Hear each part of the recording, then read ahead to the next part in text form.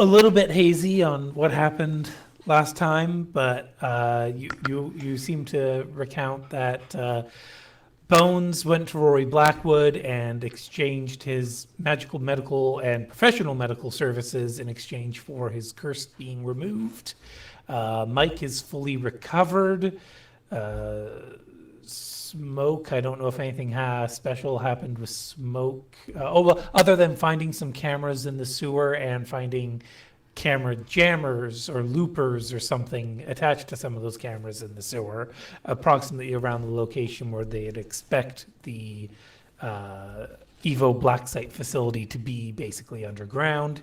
And that, sorry, just adjusting my microphone, hope the noise is not too intense. Sorry about that. I just fucking derailed my own thought train. Wonderful. Zunaqua in the sewers. Yes, Zunaqua. Cage was ready to fight it, but Mike's like, "No, we run away." Or Run away, what was it? run It was away. yeah, because Mike didn't notice at first, but then when the Smoke and Cage are like, "Oh, there's someone down here," and then Mike's like, "Oh, what? Oh shit!" And yeah, run away. Voyne, I guess, ran security for your hideout, I guess. Ace, you were going to talk to some people, weren't you? No, not really, because I mean, I might have. I can't remember, but I did go and buy some camera. Well, a camera. Right, and the camera helped you confirm, with the help of Smoke setting it up, what kind of schedule that, assumably, Fiora Vendel takes for her smoke breaks. Yeah, at least we get some sort of a guesstimate.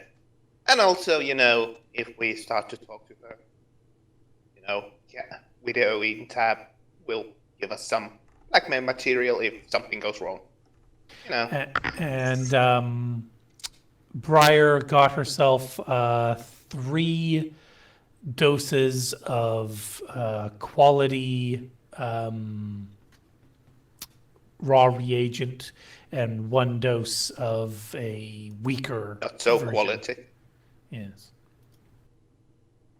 She was persuasive to get that non-quality one. Of course, the limit was 3, but, she told where to find that in the National Park beginning.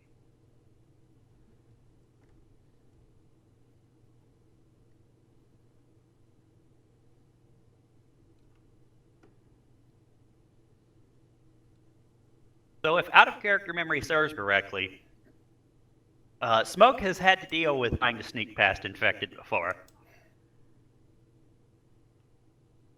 I don't think that happened while you were in the campaign, did it? No. This is why I'm saying it's my out-of-character memory. Yeah. I believe it was mentioned. We've had a lot of previous jobs with the infected.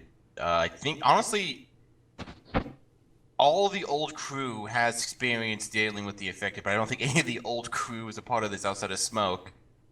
Well, point being, Smoke, we know that he probably can't sneak past it. Okay. Ace was not part of the old crew. That's where I was referring to character-wise old crew. Yeah, it was just a very obnoxious cough. That sounded more like Gollum than coughing. Yeah. What do you mean Ace wasn't part of the old crew? The old crew, the Hamilton crew, not the Russia crew. That's not the old crew. That's fucking New Guard. Yeah. Well, if you mean like that. We'd have to go back to Xi'an for that, or Wipeout, or I don't even know who was in that job. If we go even further, we have to go to Nuclear Snake. I think Frosty's mains back then was Nuclear Snake and Jan. Nuclear Snake was with Demidan's campaign. Yeah. And I don't think we had... Oh, no, there was some ghouls, but that was handled entirely by Callie. But all this reminiscing about the past is kind of derailing us from the present. Yeah, so... Yes, my point was, Smoke would know that he probably can't sneak past a large group of infected. Correct? think the exact scenario popped up too. So yes. Except if that anti-magical elixir would actually probably make it substantially easier to sneak past infected. Except for one thing, Smoke was told that he has a particular scent. Yeah. So you mask the scent. Take a roll down in the dictator. That's your We'll just take a bunch of cans of Axe body spray and spray you down with that and send you down into the sewers. I was thinking We're trying more to along mask the- the smell. Yeah, there's scent masking cigarettes as one of the spy game items, which I would assume, being the professional sneak person he is, Smoke would probably know about those cigarettes and smoke that covers up smell cigarettes. Well, Smoke isn't a smoker, so... But yes, I know he's not, but you could still find something equivalent like that. That's just the one they use in spy games. Incense? Or you could just smoke it and, be done with it. And don't inhale. Just Yeah. Doesn't Ace have a couple of cigarettes like that? I remember Ace having a bunch of special cigarettes. A couple of special cigarettes, yes. But Well, I know I'm they're not- a little bit more Sorry. special. Okay. Well, I know I'm not going down there. I mean, they were all troll type infections, right? I don't want to get infections. Very much not want to. Oh, don't worry. Most infected carry enough strains to infect pretty much anybody they run across. So you'll be no more vulnerable to infection than the rest of us.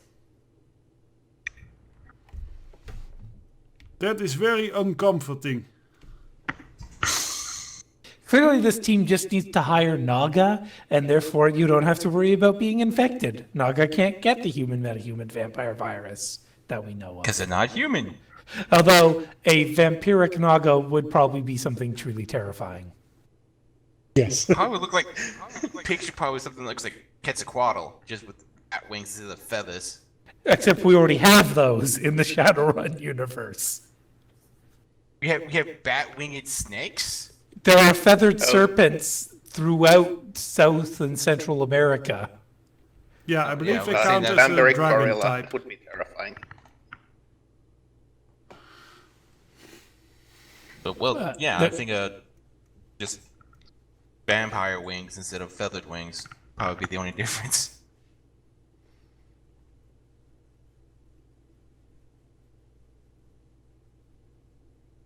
Okay, though. So, who wants to do what with who and where?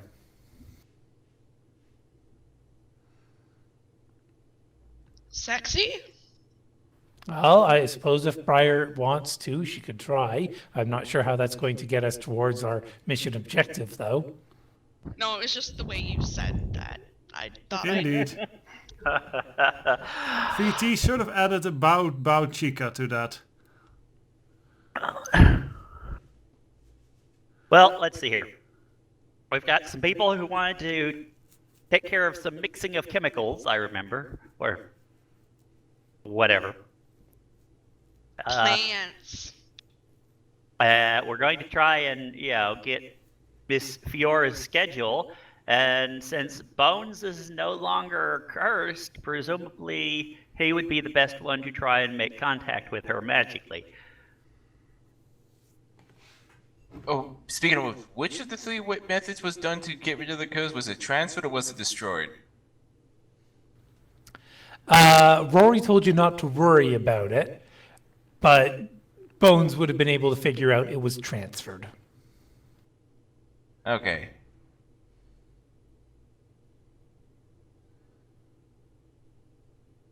Thing was, it was transferred to a, I believe they're called a gris or gree, something like that. Basically, what would it be, a focus or a talisman for another type of tradition? Since Rory Blackwood is a voodoo boker, he transferred it to basically a pickled organ that Bones would be, he's a medical professional. He'd recognize as a human heart. And apparently the curse was put onto that. A brick for later use. Yeah. That's That's your problem. not my problem. I'm not gonna create a problem by asking where did you come. Never mind. Let's not ask about why he has a pickled human heart. Yeah, with those type of peoples, you don't ask questions. Oh, those kinds of questions. Yeah, you can ask questions, just be very specific about the questions, not to anger the folk or... Because your life will become very, very uncomfortable after. Questions like, what can I do for you, sir? Or, where did you get that pickled heart? No, I'm saying a good question to ask is, Yeah. anyway, How much do I question- owe you? right. Anyway, moving on. Who is declaring an action here? Somebody raise their hand verbally and take the lead. Well, I think it is good time to talk with that one lady now, I think, yes? The smoking lady? Yeah, if you do that, I shall man the camera and try to record. Well, I don't think I should be doing the talking. I mean, people get intimidated by my size. Well, as lousy as that place is with cameras, we're going to need to do something a little sneakier than simply walking up to her. I still think that probably having someone actually project over there is our best bet. So, who here can astrally project? I do, and I think I got a funny. I don't know if this is good, but damn it! I think I got the image for Bones' astral projection. It's right here. We Twister already did? gave it. The Oh, last okay, thing, the blue flame. Okay. yeah, the last thing he did was gave me that. Okay. Sorry, I thought that was another spirit, not an astral. Well then, I believe you are probably our best bet. I mean, we attempted this once in the past, but the curse halted progress. Yes, so let's try that again now that you're not cursed. Yes. So are you going to ask Briar for another concealment, or are you going to handle it yourself this time? Briar for the concealment, because I'll be maintaining a increased attribute charisma spell on my astral form if I can do that. So Briar, Bones already owes you for the first time. What are your expectations, or are you just going to say, sure, have it?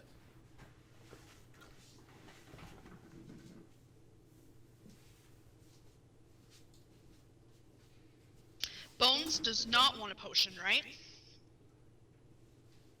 No, this isn't about the potion. This is about having one of your spirits cast concealment on him so that even his astral form is hidden from immediate discovery.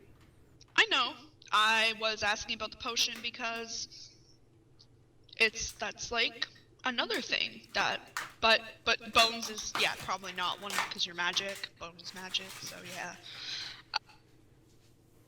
Yeah, probably those anti-magic potions would probably not be a good thing for a magic user to drink. In general, will that concealment maybe not affect manifesting as well? Because that's kind of showing yourself. So what the spirit can do is basically channel the concealment power to make it so all forms of detecting either Bones' physical body or his astral body from detection. And his astral body, even manifest, would still be subject to the magical concealment power. The only thing this wouldn't protect him from is if it was cast on his physical body and he had like a comlink on his person.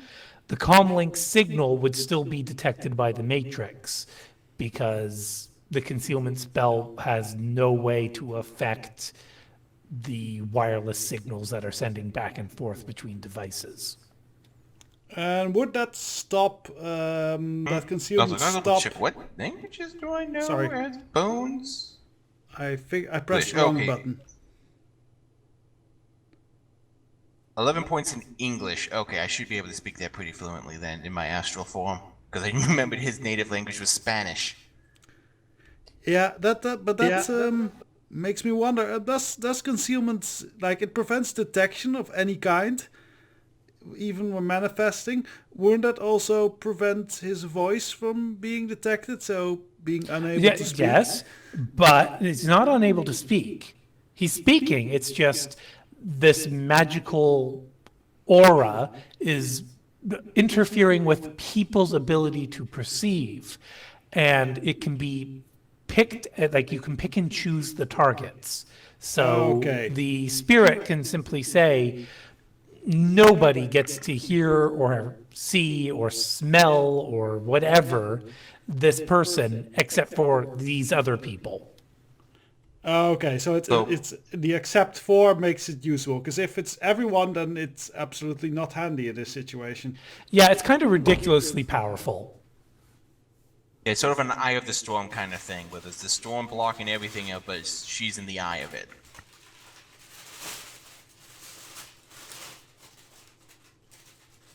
Okay, so what I was gonna suggest was,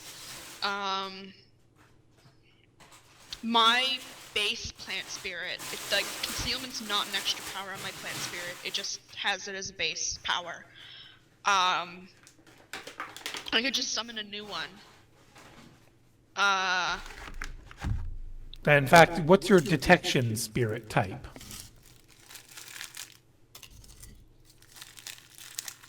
It's water, right?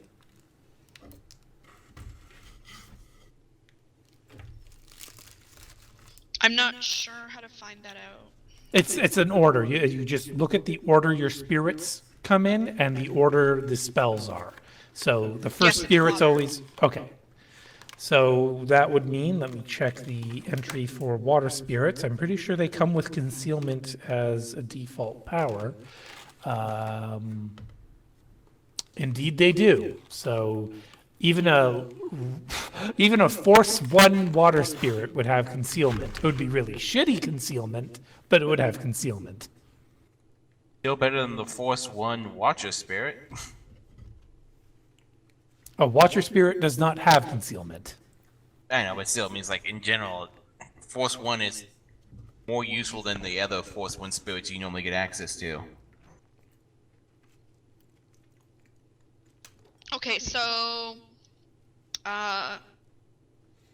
Bones is since you essentially already owe me for use of one of my spirits. I can summon a new spirit to do the concealment, but I'll need you to pay me for the materials to summon. Summoning doesn't cost anything. It's binding that right. Yeah. I don't remember how things work, apparently. Don't tell Bones that. You can get some money off him. Well, he's also a magician, so he'd know how it works too.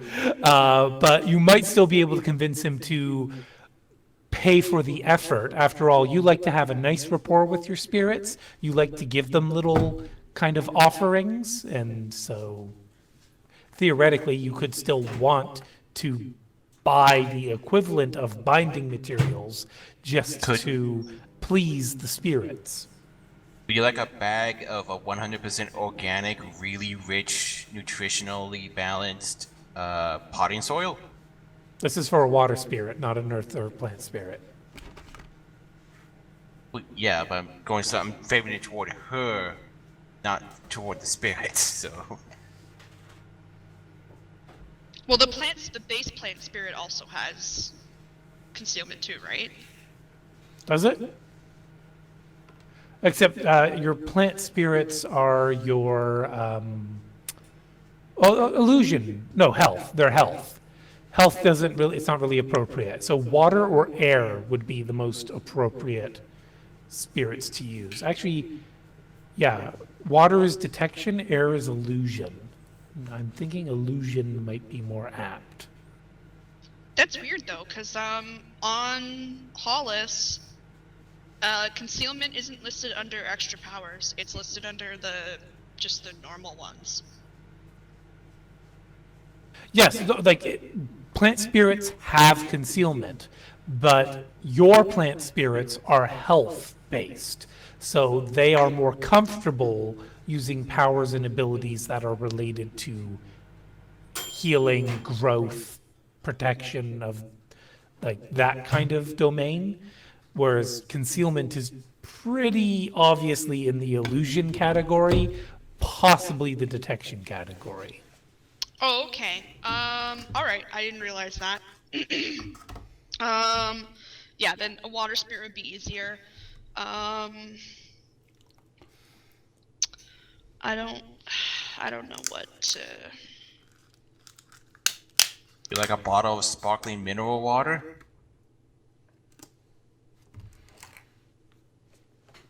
Yeah, a And nice I'm bit just- of purified water might actually be a good offering, especially since the waters in London are very polluted. Yeah, and as a I mean, pharmacist with I can drifting clean in. water myself. Yeah, but we're asking what do you want to extort from Bones as payment? Yeah, and the thing is though, Bones is a black magic user, so he tends to see the spirits more as servants, as it were. If I recall black Yeah. magic correctly. So, Which Briar's not cool with. which means I give you gift. I'm not giving the gift to your spirits. Pretty much, I'm giving you it, and then whatever you do with it at that point, whatever.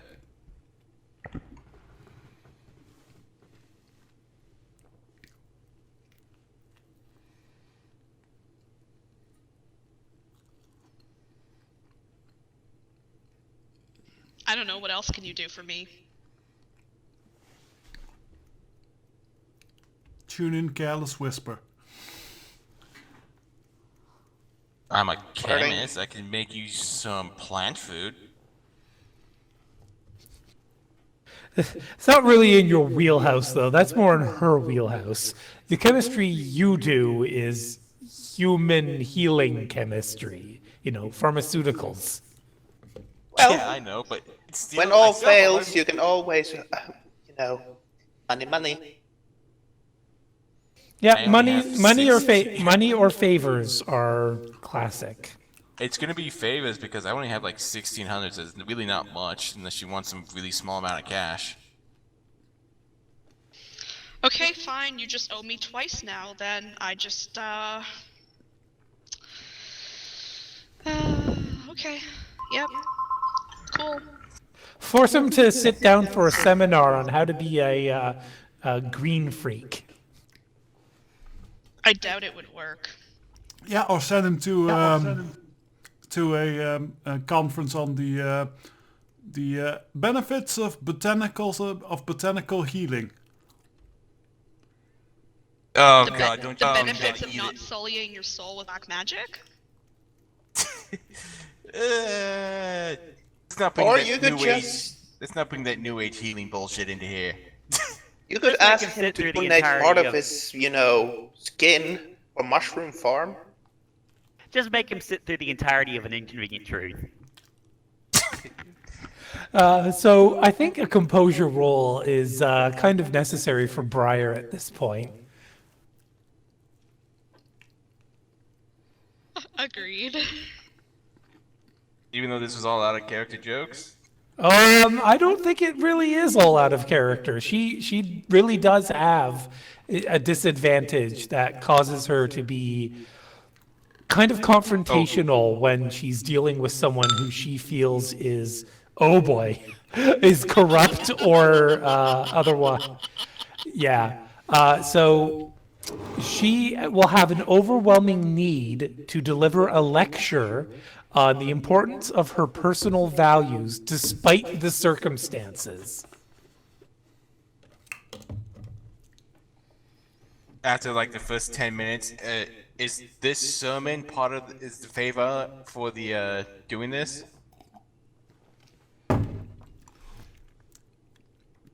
Also, I think Briar's and Cage's belief system might not be that far apart. So if that's the case, you might find that Cage is just standing there kind of nodding along with Briar. I'm like, yeah, you should listen to her. Yeah, but yeah. If Bones would just sit through this thing, if it's part of the favor for getting the Well, except he's got a bit of an ego on himself, doesn't he? So I think you also have to roll a composure.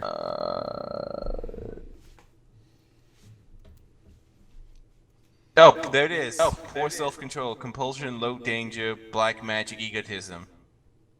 There it is. So apparently, yeah, he's not liking this whole entire sermon about his black magic being so.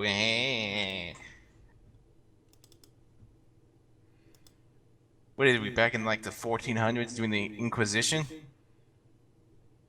They'll give us a roll though, just to see how standoffish Bones will be. I know. Maybe he'll sit down, shut up, and just nod his head.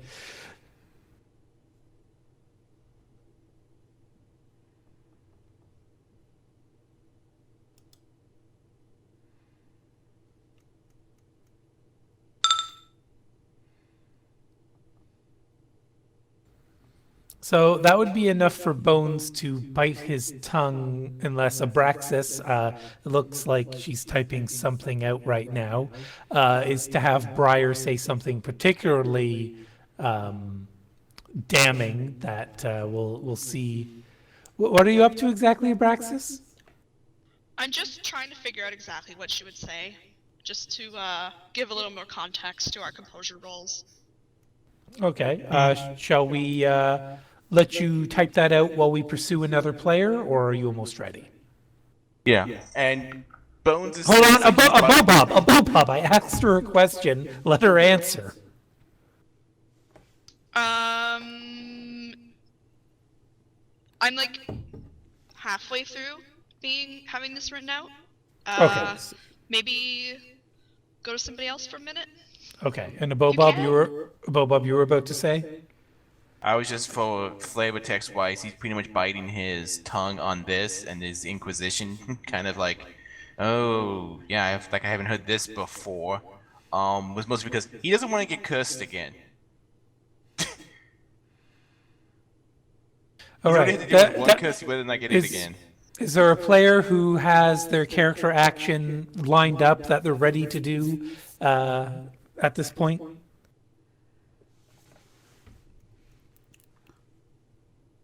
Cage will be with Bones and Briar, so he is not in the running for this. I really do think trying to make contact with this person is our next kind of thing where we've taken care of pretty much everything prior to that. Yep. And as I said, Ace will be manning the camera, so we will record them. Audio with the laser mic. Okay. Remember, the audio will be one-sided. Yeah, but still, it's audio clearly showing that she's talking to someone outside of the black site. Ace has bought the burner phones, right? I believe Someone had burner phones. Mike. Yeah, because possibly dropping the burner phones was an idea for future contact with this person if they seem amicable. Yeah. Alright, yeah, that's true. Ace was going to buy burners, but I do believe Mike offered, let's say, a talking tech shop. That he could. They also have an availability of 0, so, you know, it's Yeah. not a big deal to get. I know, but you offered, so no skin off my back. Quick question. Was anyone in this particular ensemble friends with Hamlin? Mike was there. I don't know if I'd say friends, but he is acquainted with Hamlin. Hamlin was the dapper dork, right? The Dapper Dork, Yes. yes. And so West End Mike definitely is on terms with him because West End Mike popped a drug use trying to fight a imaginary spirit. I remember now. I don't think Cage was part of the group when we were working with Dapper Dog, so I don't think Cage knows him. Well, Cage and Bones were there for the mission to go, like explore the caves, because that's when Bones found the evil rock that he decided he was going to try and magically blow up. Oh yes. So yeah, Cage and Bones would, I think, know him a little bit.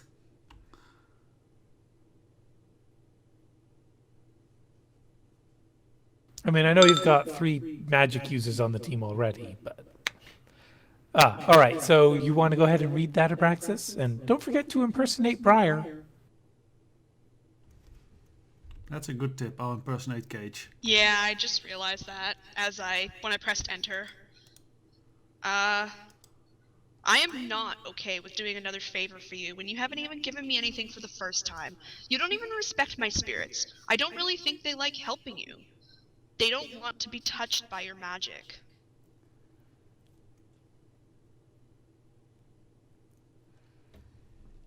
So, Bones, are you going to try and mend this situation?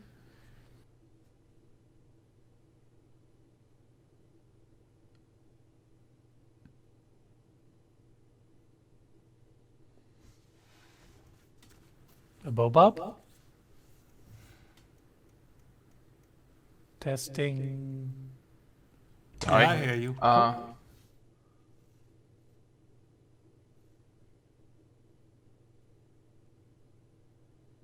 think I heard a Bobob say, that was about it. Okay, I was about to say just that, not the first time someone of your kind has mentioned that to me. Probably won't be the last. But any kind of personal misgrievings the two of us have, we'll take care of that after this job we're on, which is the priority here.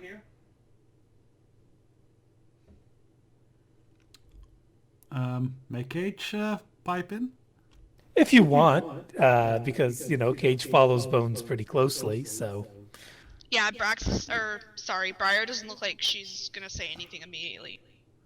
Okay, maybe Briar, maybe I can do favor for you. Do you need maybe, I don't know, luggage moved? I can do that very well. I can move furniture very well.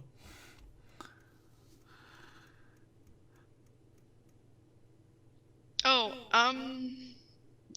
Cage, it's okay. You don't need to do anything.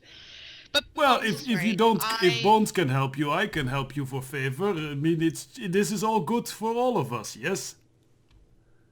Yes, you're right. Bones is right.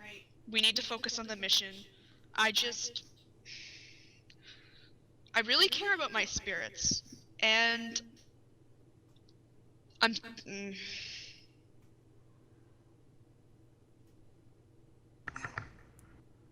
That is very nice of you, Briar. I don't know any spirits myself, because I can't see those types of things, but I'm sure they care a lot about you too.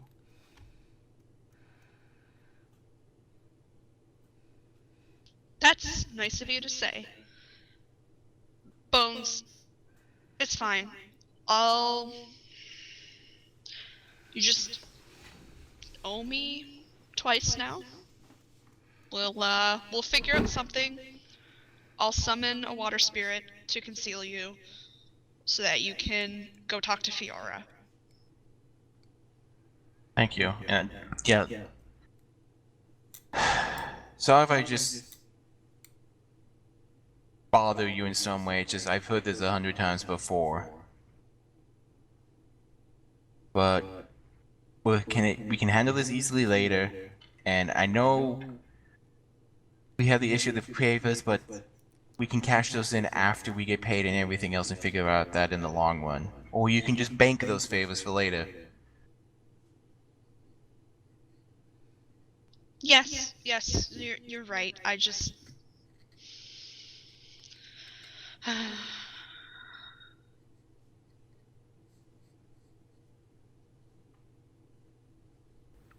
I think that sigh is her acquiescing.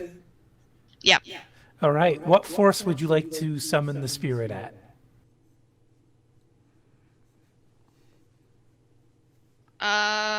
My max for just stun is 6, right? I think so. Let me double check your sheet here. Yes. So then, let's just do 6. Is 6 good? That will get you 2 additional powers on the spirit. I mean, I don't need additional powers, I just want the concealment to be strong. Enough to conceal this black magic dork. Ah! Oops, I forgot to clean my tools when I'm cleaning this bullet wound you suddenly have. So go ahead and give us your roll then, Abraxas. How do I shot web? So the summoning skill underneath the skills tab on Jump.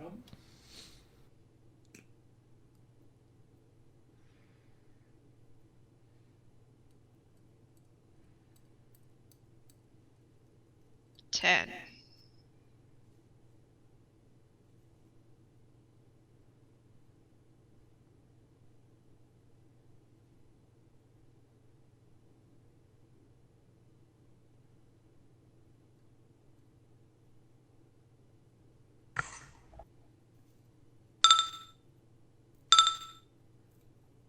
Wow.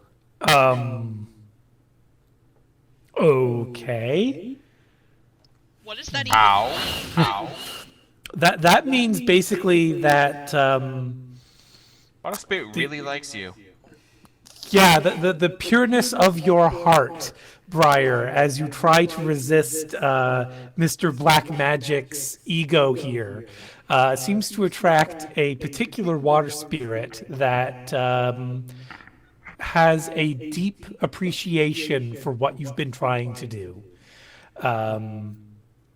And so I will give you the choice here of either this spirit will cause absolutely no damage to you in your summoning attempt, or you will get +3 if you want to try and bind this spirit.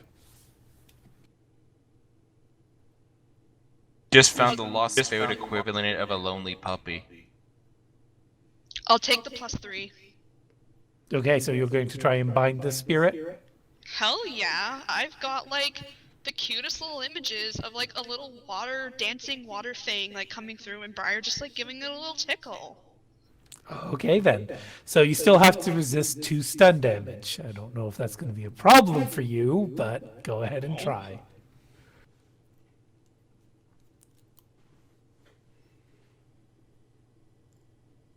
What is that again? Body and will? No. Willpower and logic because you're a Gardenian Wiccan, but you also get the +4 for having the initiation grade of 4 with the centering meta magic. Oh, you also have invoking. Oh, you already rolled. Well, actually, so there's the thing. 3 options, because I forgot you had invoking as well. Do you want to roll the +3 for binding or +3 for invocation? What does that do? Great form spirit. Remember, Hollis is a great form plant spirit? Oh yeah, I can have a big friendo. You want tiny water friend or powerful water friend? Isn't that does it effectively do the same thing? Sorry, what? Invoking and binding, do those effectively do the same thing? So binding makes it so the spirit is permanent. A summoned spirit will only last till sun up or sun down. a bound spirit stays with you until you've used up all of its services, or you've pissed it off enough that it breaks its binding somehow and escapes. Very rare, but sometimes spirits will get that pissed off. Invoking a spirit, basically, as you bind it, you also channel extra magic into it, causing it to get swole, basically. Okay. So I rolled for my stun. Can I?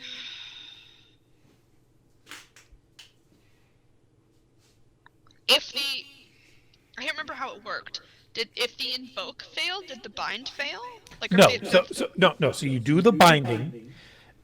At the same time you're doing the binding, you also make the roll for invocation. And the hits the spirit got on its binding resistance test are reapplied again to try and resist the invoking. Well, not to resist the invoking, but to cause drain to you for channeling the extra mana.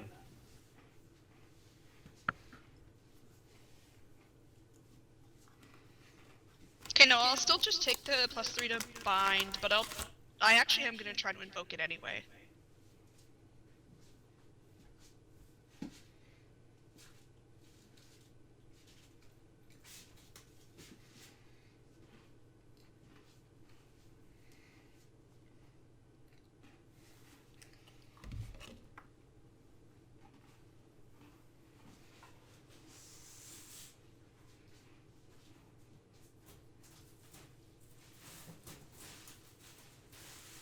Wait, do I have enough money for binding materials? Ah, yes, that's a very good point here. This is rating 6. You do not have any materials at the moment, but you don't have to bind the spirit right now. You just have to bind it before sundown. Do I lose the +3 if I don't do it now? Nope, because this spirit is basically just enamored with you for now. Is it I just can give all you enough spirits? I can give you enough money to cover 3 force points worth of the bind. If you want to use that for one of the favors. I think I have a good picture for the elemental.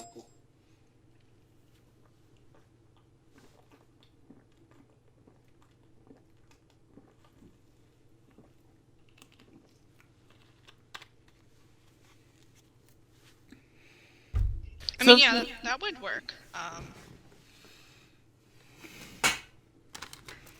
Do I have enough money for the other?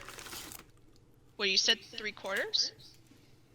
No, 3 force points because I had 1500. You need 500 per force. So you'd still be 500 short because you've only got 1,110 right now, Briar. Okay. 500, you say?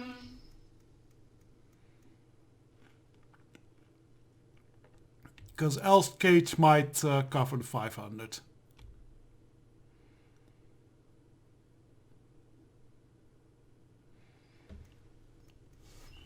I mean, you don't have to do that, Cage. Well, No, it's fine. Me and Bonds, we work together a lot, so it's kind of team thing. well, all right. I mean, if you feel that strongly about it.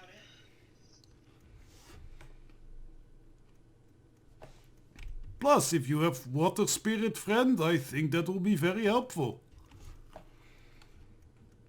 Friends are always helpful. Especially when they're spirits. Bones would not reply to the spirit thing, but he would say friends are worthy as he just looks over at Cage. They are nice to have.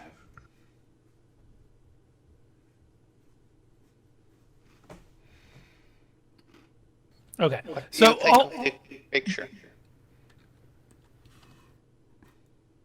I put it in the TeamSpeak.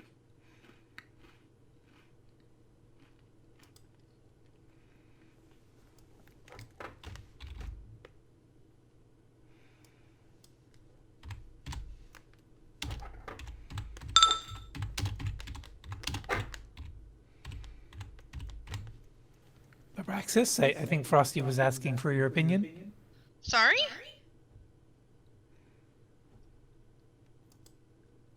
I Picture? didn't. In TeamSpeak? Would that work as your elemental?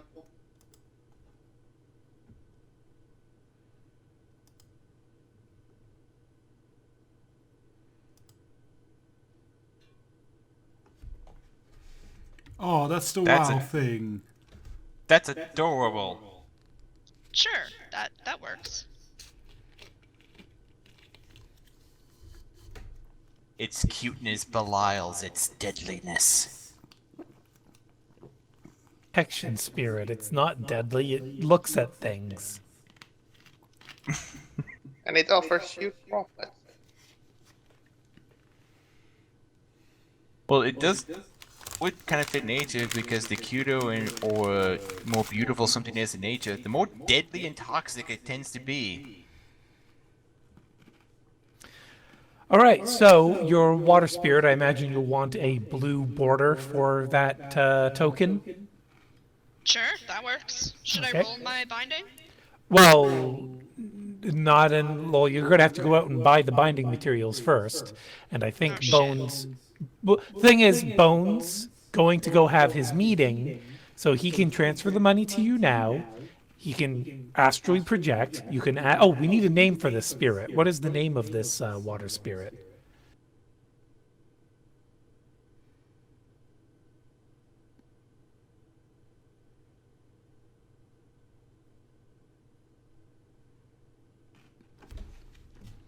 Did I Do we already want a call... more- Do you want a more masculine or feminine name for this thing? Gender neutral. Did I already call a water spirit Rhyme before? Do you know? Nope, you did not. Yeah, Rhyme then. R-I-M-E. Did that more ice?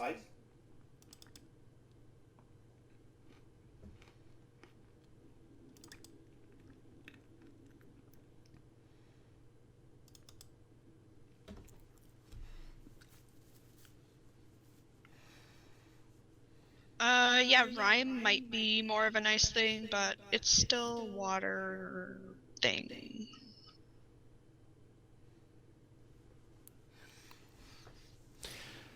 Hard rime, white ice that forms when water droplets in fog freeze to the outer surface of an object, such as trees. Soft rime, similar to hard rime, except feathery and milky in appearance. Is that the shit you get on your car window? Cause I hate that. Sure sounds like it. No, it's the stuff on trees. Like when you see like trees that look like they're made of ice, that's rime.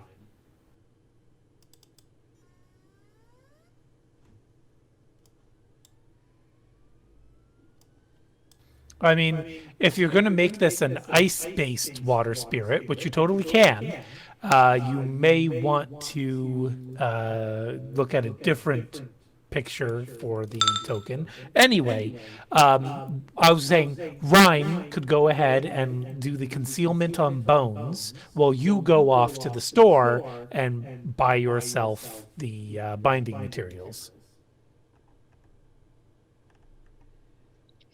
That's an intense picture, and I agree. Yeah, it's 300 nanometers.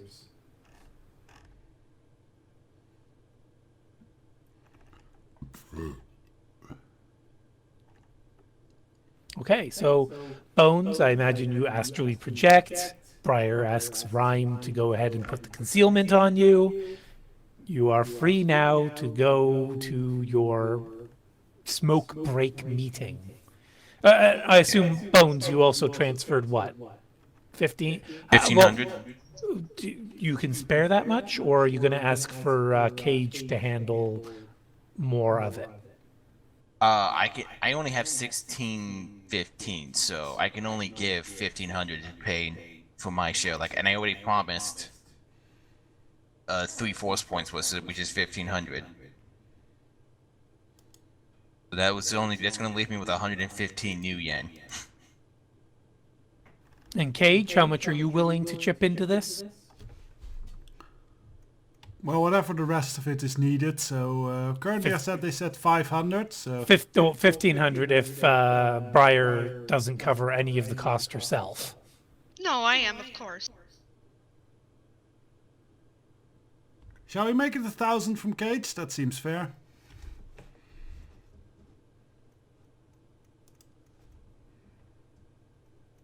Would Cage accept no as an answer as he's trying to hand over the 1,000 new yen?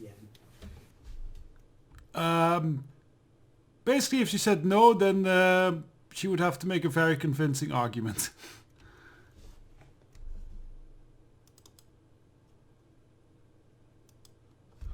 She does make a convincing argument, so...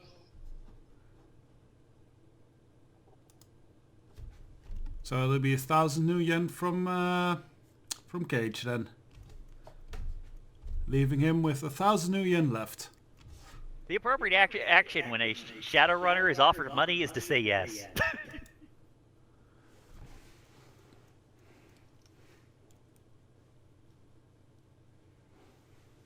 When you're not pumping them for even more, of course. You have to be insane to say no for your money.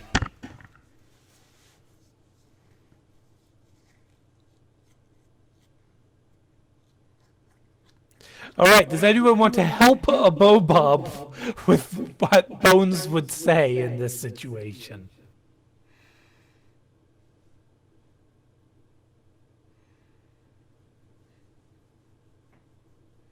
Well, first you should get over there and sense her, and that might be good before you pop open and say, "Here I am." Well, she did get a sense last time we attempted this. That's partially how Bones found out he was cursed. The sensing on Fiora revealed the information that she is augmented, she smokes too much, she's battling depression, basically, and loneliness. She has feelings that she's in over her head, and overall just a general malaise. And that the only kind of happiness she feels is when she's dragging on her cigarette, which isn't helping her health any. Well, It's then, actually kind of depressing. yeah, the light and fuzzy approach might work. A nice etiquette roll or something to start with. You know, Joe, that's no. Or That's just a not healthy polite... for you. And Briar, bear in mind, Bones is gay, so don't want to mislead anybody. Well, I don't know. Gay man can still compliment a woman on her appearance. Depends on if that's considered a compliment or crossing the line into creepy. I'd say we just approach politely. No need to make a enemy. Basically just going, good evening, blah blah blah, I hope you are well. That's how I start most conversations. Maybe I that's why don't I'm think lonely. I don't think that's quite, how we should do it. But in that vein,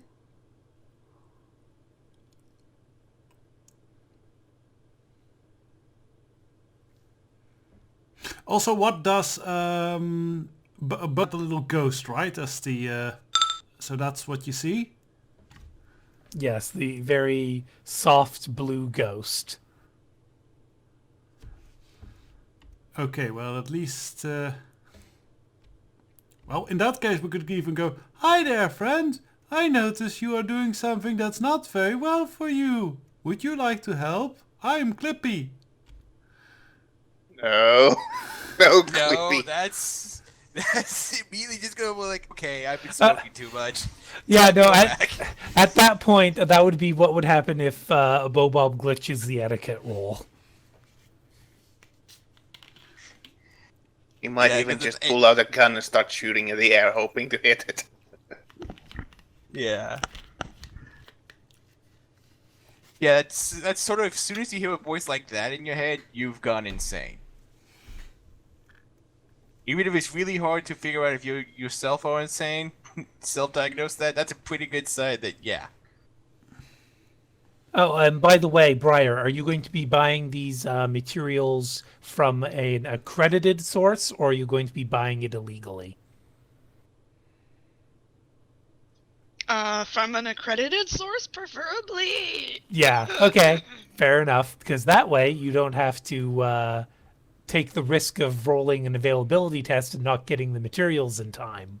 And also, I literally just lectured someone about using black magic. Why would I turn around and go and buy?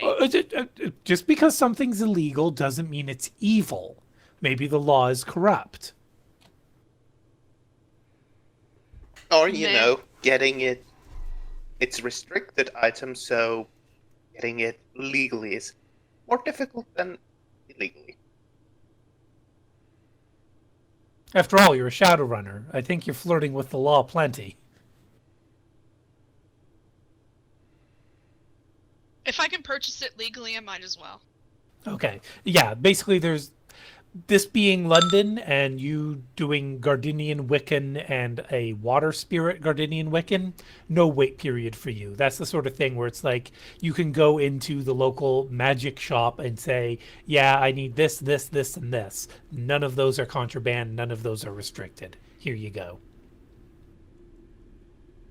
Now, if this had been the Lord Protector's London still, then yeah, you'd be doing tons of paperwork, signing it in blood, having, DNA tests done. So it's a very different London over the last 7 years. Sweet.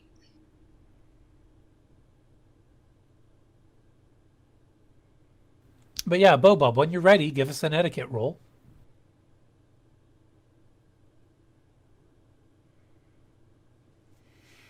Should I do my spell casting first so I can raise my charisma to make my etiquette better? Ah, yes. And also, would you have healed up before engaging in this whole endeavor? Yes, I would have. Okay, so why don't you go ahead and self-medicate with a first aid and see if you can heal up that way. And I think you have rating 6 med kits, so your dice pool would be 13. First Okay. 2 hits don't matter.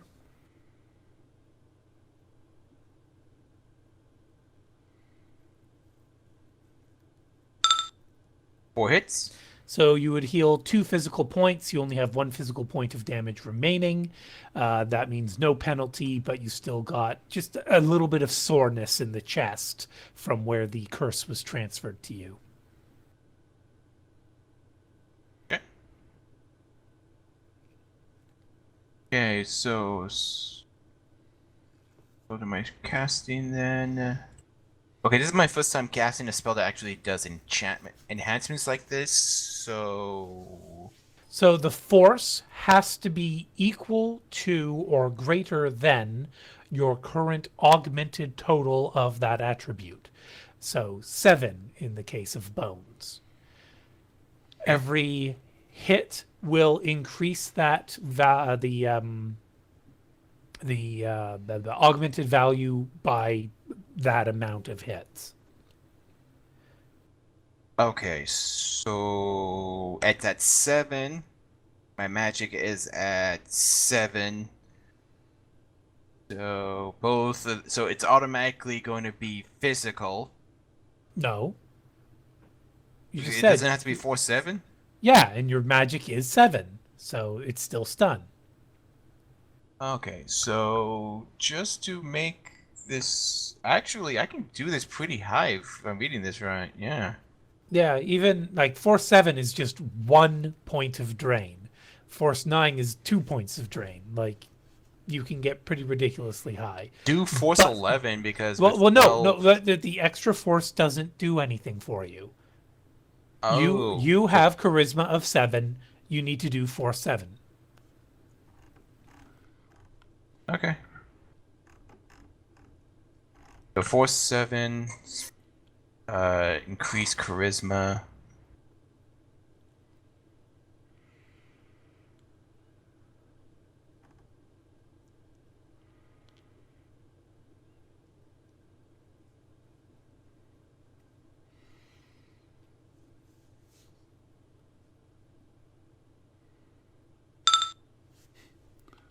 Wow. I'm just Okay.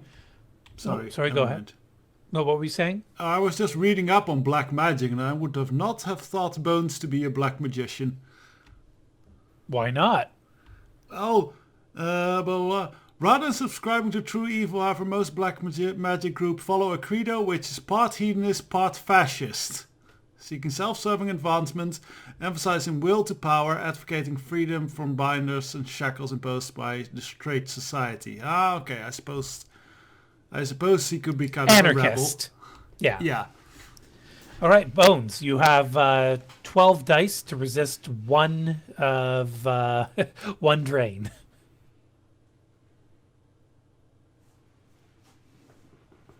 Okay, so that's 12. Critically good to this. Just watching this.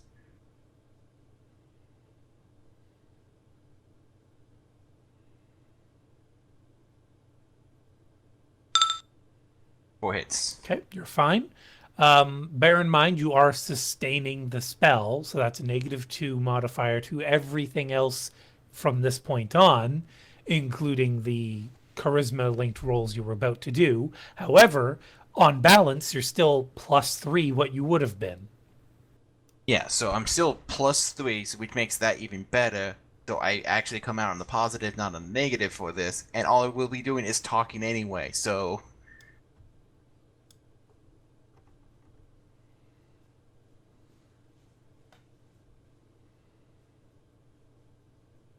Now, the real question is, does a glamour translate through the astral? I think before I do anything, that should be looked at first. And I believe I am out of edge. If I'm looking at my sheet right. One edge of 5, according to my copy. Okay. Okay, so let's do etiquette now. See how this goes.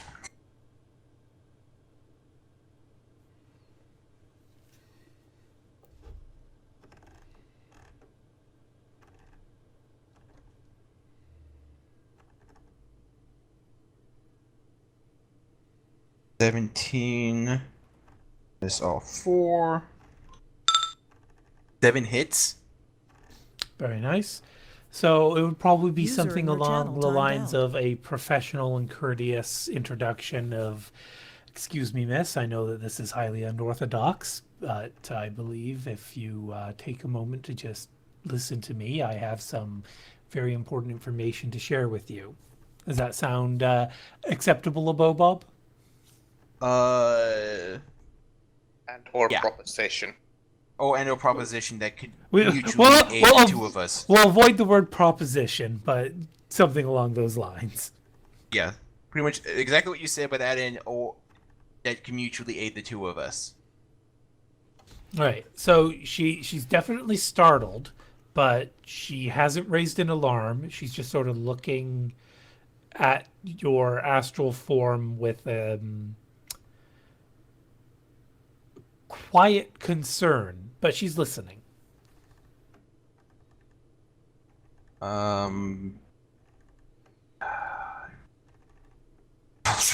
I'm gonna roleplay this out, honestly, I've been thinking Y- about it. Again, you don't have to roleplay it if you don't feel comfortable doing it. Just make sure you address the salient points that Bones would bring up.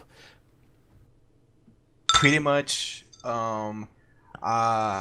notice. User in your channel is recording. I think the things to bring up would be, noticed how she has been feeling. Ask her. No, maybe not ask her what's wrong. It's a bit too personal right off the bat. Ask her that believe that there is a way for us to mutually aid each other and help her deal with things that she may be feeling. That sound right? Good to everyone?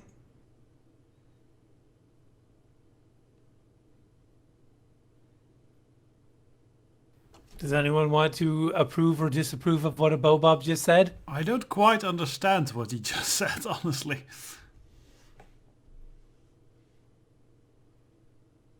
Bobob, want to give it another tackle to see if you can't re-elaborate? What I'm saying is, I kind of wanted to try to be like, I'm giving her an offer just fact. We know she's unhappy here, she's not feeling well, and that, We might have a solution. Or we you. have a. So- I believe I have a possible solution to help her if she is willing to help us. That sounds or good. willing to listen. Or at least willing to listen, become an ear to listen to if it's dead. Either way, she Yeah. comes out on this. No need You to can fit. drag her in Yeah. immediately, as it were. No, it's like, Try to. I'll offer that, or if she would rather use it instead, I can just be a vent bubble where she can just vent everything out to me, and I can just be an ear to listen to. That So has no basically, way to just. playing the doctor card without Yeah. actually telling her that you're a doctor. It's more the psychologist, but I would think Bones probably has some familiarity. But yeah, definitely the doctor card an aspect of this.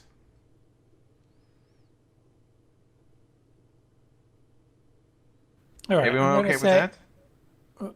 Yeah. Are there any objections? No, sounds very good. Sounds plausible.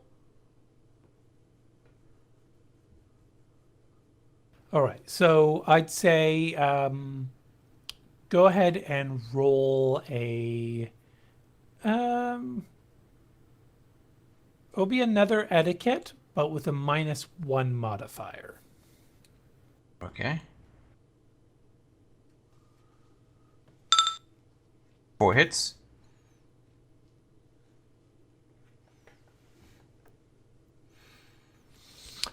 She'll take a moment and kind of quietly speak, saying,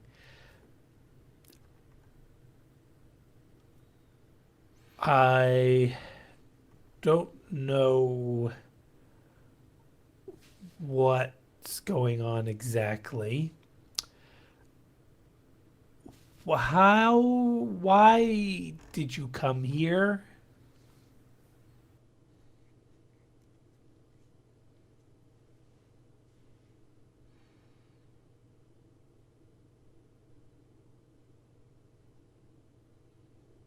Hmm. Say something about a mutually satisfying business proposition.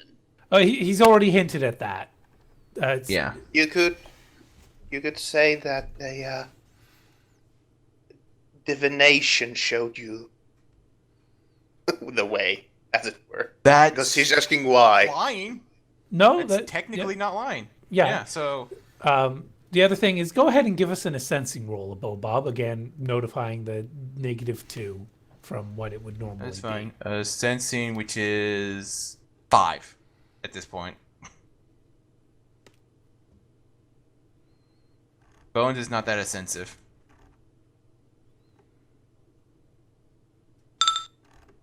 Still got 3 hits. Okay, very good. You can pick up on the fact that she is very pensive of this situation because she is still an on-duty security guard on a black site that nobody's supposed to know about except her parent company. Which, in the world of Shadowrun, when it comes between corporations, every corporation is probably aware of every other corporation's black site. Maybe not. That's something that's beyond the knowledge of players and their characters. But to put it quite curtly, she wants to know what you're doing at a black site without bringing up the point that this is a black site. Ask her to meet you at Starbucks later. I don't think that's a possibility because they're, No, she in a black site. on site. Yeah, I would say Maybe Wait, like, does simply she live there?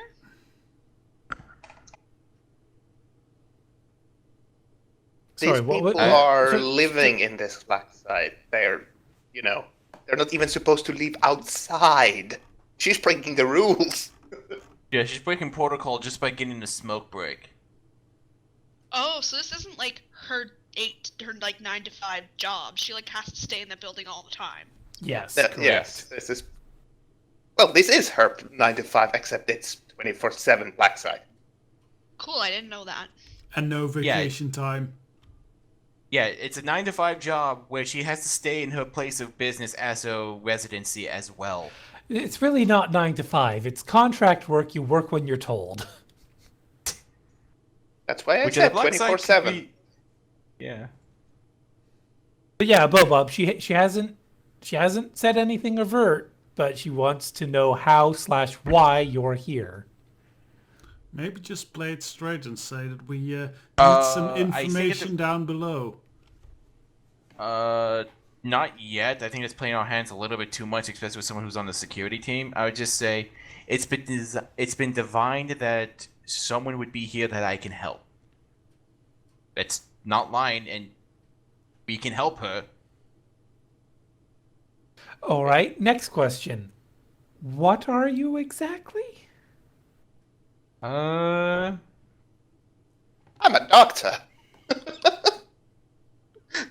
I don't know if That's not lying.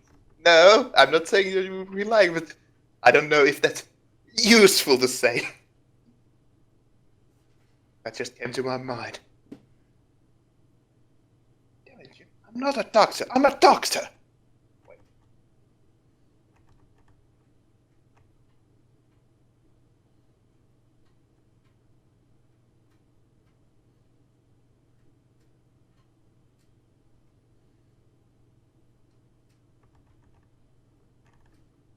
Hunter, Desperado, anything you want to help Bob with by pitching in?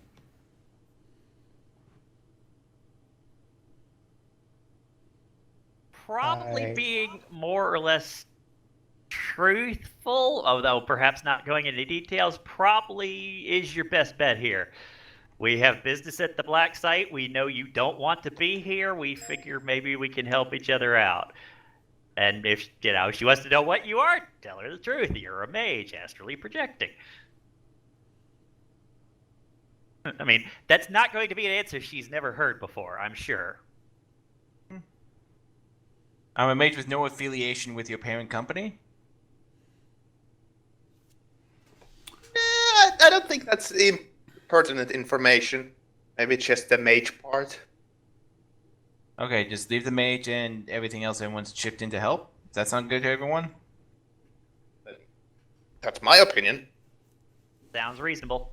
I think we should emphasize that we don't work for any specific... Well, maybe we'll play ourselves as weak if we tell them we don't work for a company. So, alright, you guys are fine. My other thought is that might come across as a suspiciously specific denial. Whereas, Don't worry. whereas if you say independent contractor, that suggests you're independent, but somebody might be paying you to be engaged in this. Yeah, but she yeah. didn't ask who is he working for. She asked, who is he? What is What this? is he? Yeah. What is he? Yeah, what is? Keep it simple. Answer the question exactly, which would be a mage. And Actually, no. Oh, yeah, I Abraxas, am a- that image has a lot of watermarks on it. I don't know about using that one. I know, I'm Okay. sad. So, etiquette then? Well, no, all you're saying is literally, I'm a mage. Is that all you're saying? I'm a mage, and it was divine that we could help each other. Well, you'd already said that already. A mage with Okay, but friends? yeah. Maybe? Friends on the outside. On the other side, you're a mage with friends. Sorry. Yeah. That would be Rory Blackwood. That's an echo, gentlemen. A paw trick. There's Yeah, some I don't guess worry. then, yeah, I guess all we're saying at this point then is a mage to answer her questions. So she'll be kind of nodding slowly and says, "Right." And just you're a mage who just goes around helping people because of Crystal Ball tells you to. In this world, is that really the strangest thing that can happen or be heard? Yes. It's not the strangest thing by any measure of the imagination. It's just it's up there.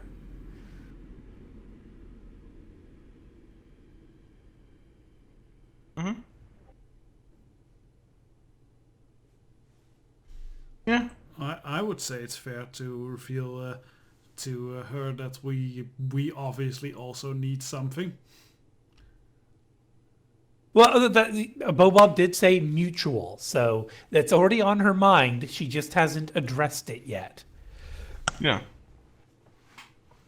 What I'm trying to do is get sure that she has in this conversation.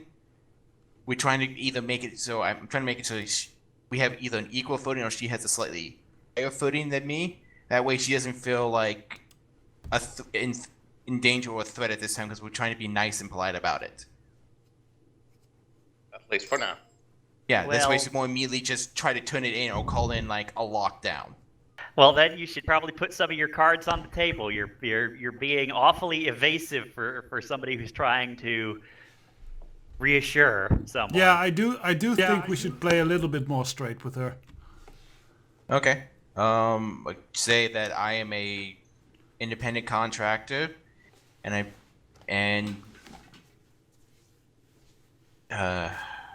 And you have business in the facility down below, and we happen to spot you.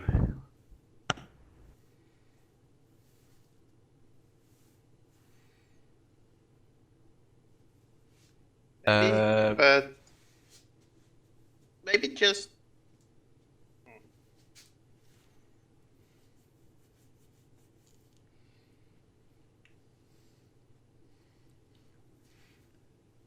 I would say an independent contractor that has interests within your facility, and maybe by helping us, we can help you with and before we go any deeper into that, Or maybe just, say that maybe by helping you, you can possibly Help yourself? So help us. Or, yeah, we say we help her first, then she helps us. yeah, that's my point. That you're trying to word it so that you're looking after her benefit first, then your. Help me, help you. Help me to help you to help me help you. So before we go for the negotiation, she wants a point of clarification. When you say my facility, are you referring to my place back home or something else?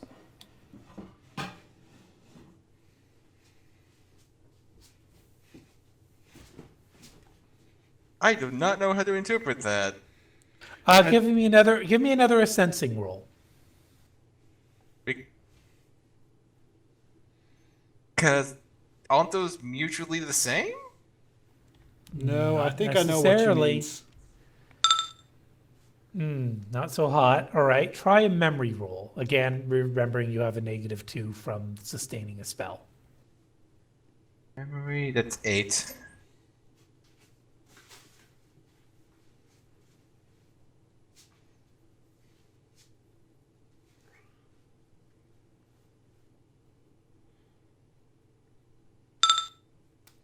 All right, hits. so she was born and raised within the Evo system. So she hasn't really known life outside of Evo. So back home probably refers to like the arcology that she was raised in. She still hasn't confirmed the fact that she is standing on top of a black site, but she did imply that there is more than one facility you might be referring to. Oh. Then yeah, we should definitely say that it's clearly the facility she's currently working in. I would Not say the something arcology. the newest one, or maybe saying the one down below, or something like that. The current place of employment. Something like that. Our current location? All the same, she'll get the hint regardless of which way you explain it. And she'll say, you realize that this, and then she'll stop talking for a sec and she'll just sort of focus on something. It's like, oh shit, I gotta get, uh, nice talking with you, sorry. And she snuffs out her cigarette and she bolts for somewhere inside the facility. I'm immediately I leaving. think her cigarette break ended. Yeah. So I think we should just do this over a period of time then, because we're not going to get this immediately, because we're probably on short windows each conversation. So immediately withdrawing, just in I don't case. think there's. I don't think there's point of rushing it. Because we're trying to win her over. Well, I don't Yeah. know how much time Sliver has, because he obviously might be in a hurry eventually. He already said that he wants this job done right, not done fast. But he did say once he gets what he got what he got, he's gone.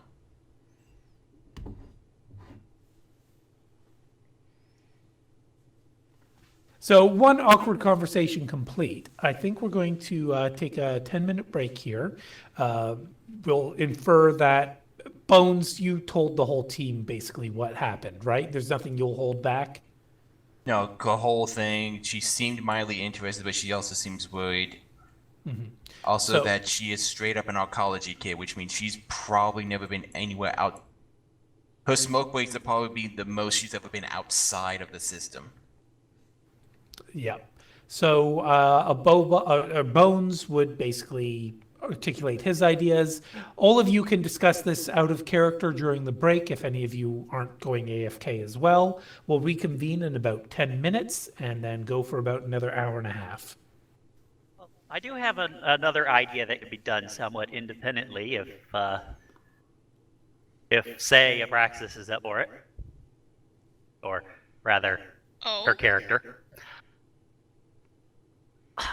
We know that there's got to be a back way into that facility through the sewers. If you tried to go down there in astral form, I think you'd be relatively safe from the infected, simply because, astral forms move so bloody fast.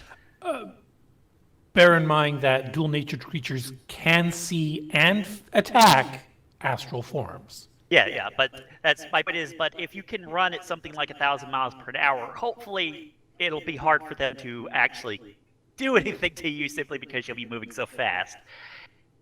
And you could try and examine what fences the black site might have from that direction. I mean, we haven't been able to see any wards. They might be underground. You might, you'll be able to do essentially reconnaissance from that end. Just being careful to move quickly and stay as far away from the infected as you can. Because yes, if they corner you, they can hurt you.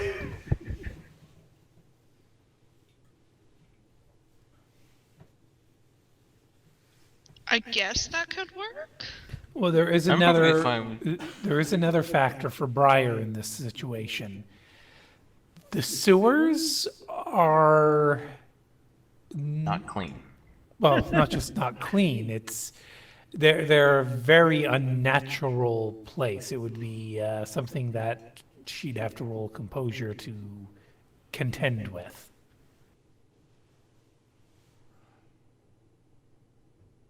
Oh my god, she's a germaphobe. No, it's not about the No, germ. I know. Okay.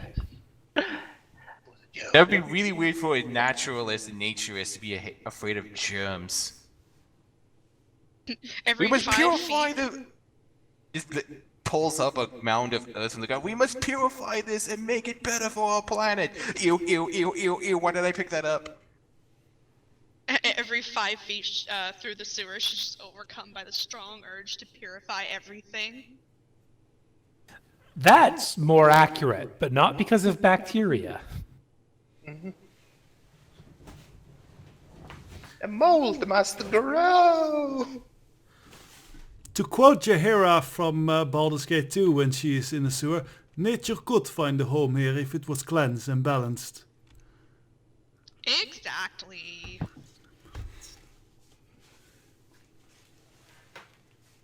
But how does Briar... Do you want to roll that composure, or is Briar just flat out going to say no?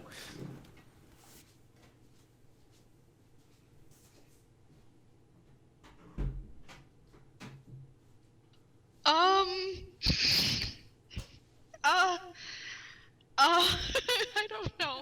Sorry, I just found an amazing picture on DeviantArt. That's the kind of picture you're going to share? Yes, oh my god. Should I share it in TeamSpeak or Map Tools? Doesn't Either matter. or. As long as you don't type anything after it in Map Tool, it'll work.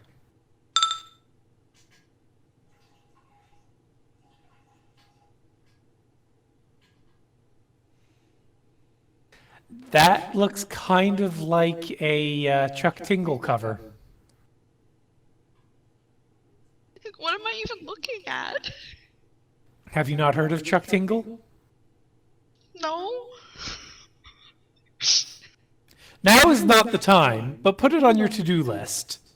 Okay. Oh my god. I mean, Briar is open to the idea of scouting. I thought she was about to say open to the idea of mermaid men, unicorn, Pegasus, centaur, Thor. No, she's open to that too. Okay, anyway, but yes, open to scouting. Yeah, it's not gonna be pleasant. Oh. Roll the composure roll, and if you fail, then you have your answer. If you succeed, then you have your answer.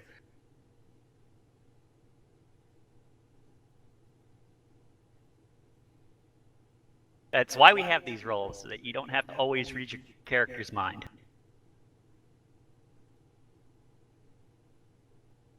I'm just worried that she could, like, also lose composure while she's down there. That's the problem. When, like, it's one thing for her to say, sure, I can do it now, but once she actually sees what it's like down there, she might be thinking something completely different. Well, for now you can do a composure roll, and then you can do immediately after that a common sense roll, which would be logic plus intuition.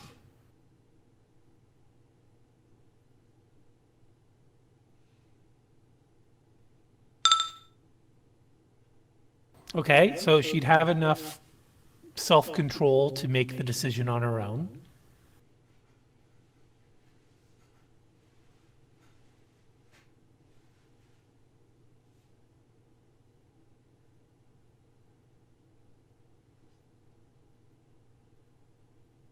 Sorry, did you say common sense?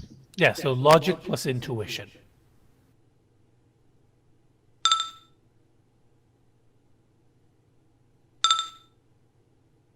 Okay, so her personal feelings aside, there is also another complication in that if she's moving at a high enough speed to avoid getting into conflicts with dual-natured residents of the sewer, she might also be moving so fast that she would accidentally fly right through a magical barrier. And if the magical barrier is too strong, she would basically be like slamming her face into a brick wall. Or if the magical barrier is weak, she would breach it, but then whoever was attached to the magical barrier would be immediately notified. Finally, navigating the sewers in the astral would be exceptionally challenging because she wouldn't be able to use a digital overlay. She wouldn't have a map. She would have to commit those maps to memory in advance and then, remembering those maps, find her way through the sewer labyrinth.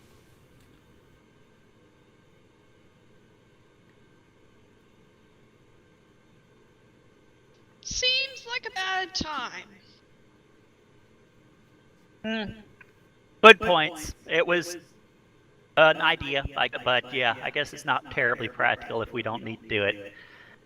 Still, at the very least, wish that we knew if this place was warded down below. I mean, there is a approach of going down there physically, then using astral projection once she's, out of position, but then she's taking the risk of getting nommed on.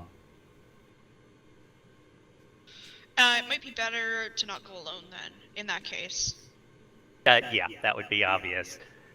We'd probably have at least Cage and Void, or Durendal, as she's calling herself, go with you to act as bodyguards, literal bodyguards.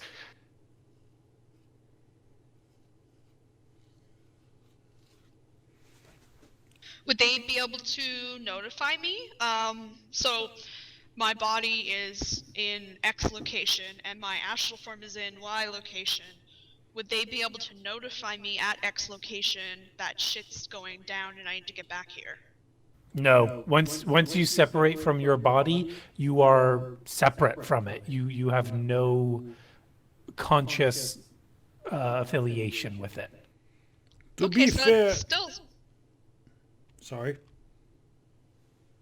Sorry, I was just gonna say that still seems like a bad time then. Well, to be fair, I mean, you are a very small lady, so I could pretty much just take you in a backpack. I mean, everyone is small relative to you. Yeah, but you are really small. This is true. You are like puny small. Well, like backpack small. Like Bones here is not, I mean, he's also small, but he is not backpack small for me, I think.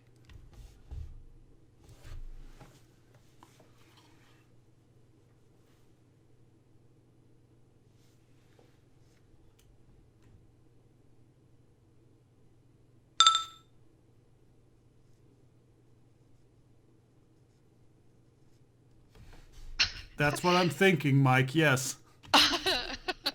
Yeah. I mean, that's not an awful idea.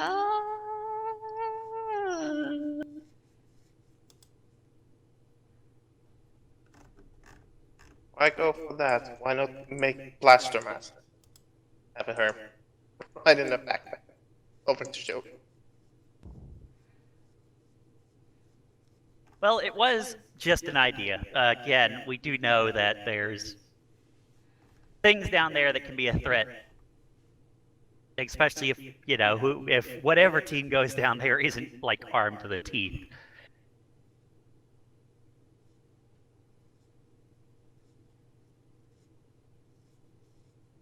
So, barring that, I guess the next thing is to try and make contact with Miss Fiora again. Okay. We're gonna try to go for the concealment again. Well, actually, this would... Let's go ahead and let her get her magical supplies and make her attempt to do a binding ritual. And was it the binding ritual or the invoking you wanted to get the +3 on? The binding. Okay, then.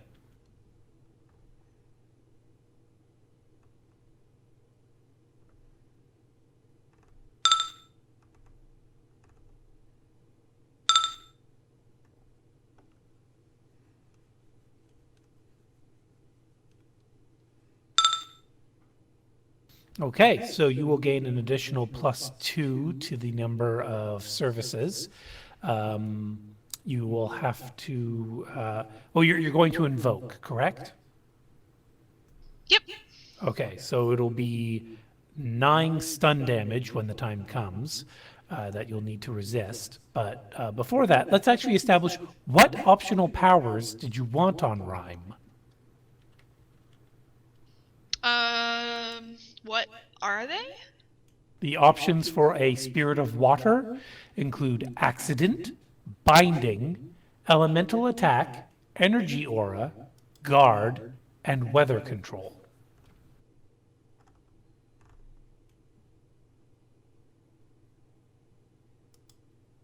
Accident can be really powerful. We've learned that. So yeah, Same with weather control. What accident does is it basically invokes a glitch on a target. We had an instance where I think it was Pyrette had one of her spirits cast accident on some thugs on a wharf, and the wharf fell apart underneath one of the thugs, and he landed basically. Well, no, actually, he didn't fall all the way into the river. He managed to stop himself from falling into the Thames. But then Whiskey picked him up and threw him into the Thames. Yeah, because Whiskey was in a bad spot when that happened. Yeah. Binding for a water spirit could literally be they freeze the target in place. Elemental attack, again, could be ice attack or water attack. Energy aura, again, ice or steam or concussive water force. Guard is they will use their magic to protect someone from accidents. And weather control is, well, do you want it to rain? Do you want it to snow? They have that power. So guard You want sorry. Guard isn't specifically against any sort of attack, it's specifically against any accidents. Right, here, let me pull up the specific reading of the rules for guard. Because I was thinking guard and accident, but that sounds a little bit too specific. They also prevent normal environmental accidents and hazards. So effectively, the water spirit with guard would allow you to basically have a bubble of air if you're ever at the bottom of the ocean kind of thing. And all the, pressure and force of the ocean trying to crush you, they could protect you from that.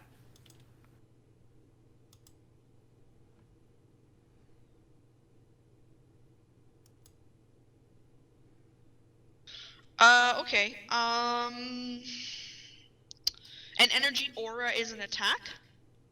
Basically, it's more of a offensive defense. So energy aura, the any melee attacks the creature does will gain a +4 damage value bonus. Although I think in this case, because it is magic based, it will be might be there, right? I'll have to double check the advanced rules. Oh yeah, here we go. The attacker must resist damage equal to the critter's magic value. So if a melee attacker hits the creature, they're going to take, in this case, 6 water damage, or 6 steam damage, or 6 ice damage, depending on what you choose. That's beautiful. You said I get 2? That is correct, yes. Okay, let's go with accident and energy aura.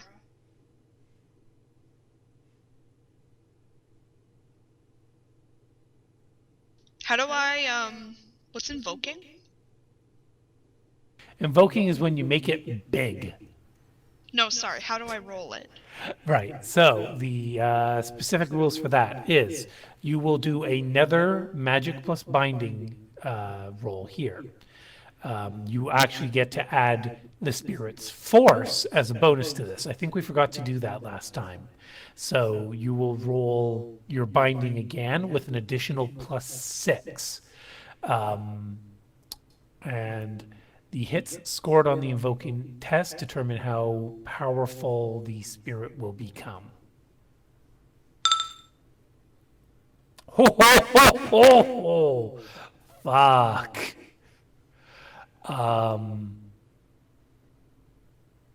Wow. Okay, so you've maxed it out and got a +1 bonus.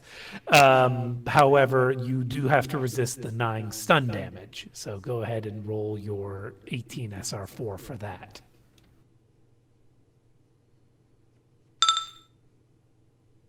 God damn! Briar the badass. You got it. Well, This bit of water stuff. spirit really wants to be with Briar, obviously. Well, I mean, There was resistance because just how much mana she was channeling through herself, but Briar took it like a champ. 1 stun damage. That's like an hour of sipping on tea, and she'll be back to normal. This is the exact same thing that happened with Pirate and Akamni, her large water spirit. Did she invoke? I don't. She didn't invoke her yet, but it was just one of those things like this spirit really wants to hang out with me, and I'm just Yeah, getting really good rules to fit that. The map tool seems to suggest that earth spirits are stubborn, fire spirits are all talk, no substance, and water spirits are really, really accommodating. And I By the believe way, wind I'm spirits almost are done just- with the cleaning the picture. So Sorry, what was that, And I- Hunter? And I think wind spirits are just outright unpredictable. I don't know if we had much of the air spirit yet, but that sounds... Normally, the air has been Ether and Fae for Pirate, and they've just been neutral across the board. No extremes. So you know how you didn't choose weather control? Oh. Yeah, you basically get it by default, but it's even better. Storm. Oh, beautiful. A spirit with this power can send a massive and destructive elemental storm against an area. Icy rain, bolts of lightning, hurricane force winds, or worse, can strike an area with reckless abandon. The affected area's radius equals the spirit's magic times 100 meters. That's more than half a kilometer. So let's just destroy the black site with a giant storm. But it's underground. Well, no, And we let's... need information from it. Let's cause water to pour down into the black site, then freeze it, then thaw it, then freeze it, then thaw it. well, that would destroy the computers. Yeah, it would. The spirit makes a magic plus unarmed combat test, and all creatures and objects in the area are subject to suppressive fire. The storm's base damage value is the spirit's force and inflicts physical damage. So essentially, okay, suppressive fire is what you get from a minigun. You can do a minigun of ice or steam, but I imagine Rhyme, you want her to be ice-based. Yeah, probably. Yeah, so 600-meter radius of icy minigun, basically. It's pretty sweet. Here's a Well, really That's what happens strange when you thought. invoke. Here's a strange thought. Would it be possible to, at this point, then flood the external ventilation and then freeze that solid so then they have no fresh air going in or out? Theoretically. Yeah. If you're a fucking monster. And, Right, so... oh, sorry, go and ahead. I believe it might also give away the fact that something's coming. Yeah, at that It'll point probably it's start red right alert. Yeah. So the spirit gains +1 modifier to resist banishing attempts per hit on the invoking test. All right, so if anyone tries to banish your spirit gets to resist with an extra +6. The spirit gains access to additional power. Yep, that's Storm. Any of the spirit's powers that are line of sight become line of sight area. So you remember that accident power you chose? You can only usually be used on a single target. You now have it as an area of effect. Amazing. Shit. Oh shit. Unlike normal area effects, the spirit may voluntarily choose not to affect specific targets in the area. I gotta double check. Who does Pirate have as a grader? No one yet. She hasn't invoked yet. Oh no, that is Okami. Yeah. No, I don't. We'll have to double check. But anyway, at 5 hits, the spirit gains a unique great form power. Oh, wait, sorry. My mistake.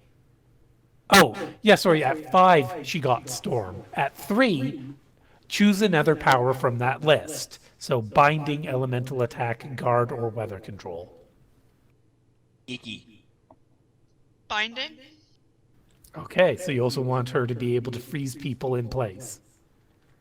I mean, if it's an area effect, just freeze all my enemies. I was frozen today. Let it go, let it go. The cold never bothered me anyway. Let it snow.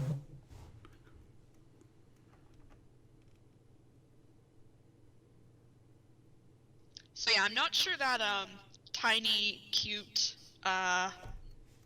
unassuming looking shark water elemental is appropriate anymore. Well, that's just it. That's what they could have appeared as, and then you invoked them and channeled mana directly into their astral form. So it's kind of like a Pokemon evolving. It looks cute, then it gets angry.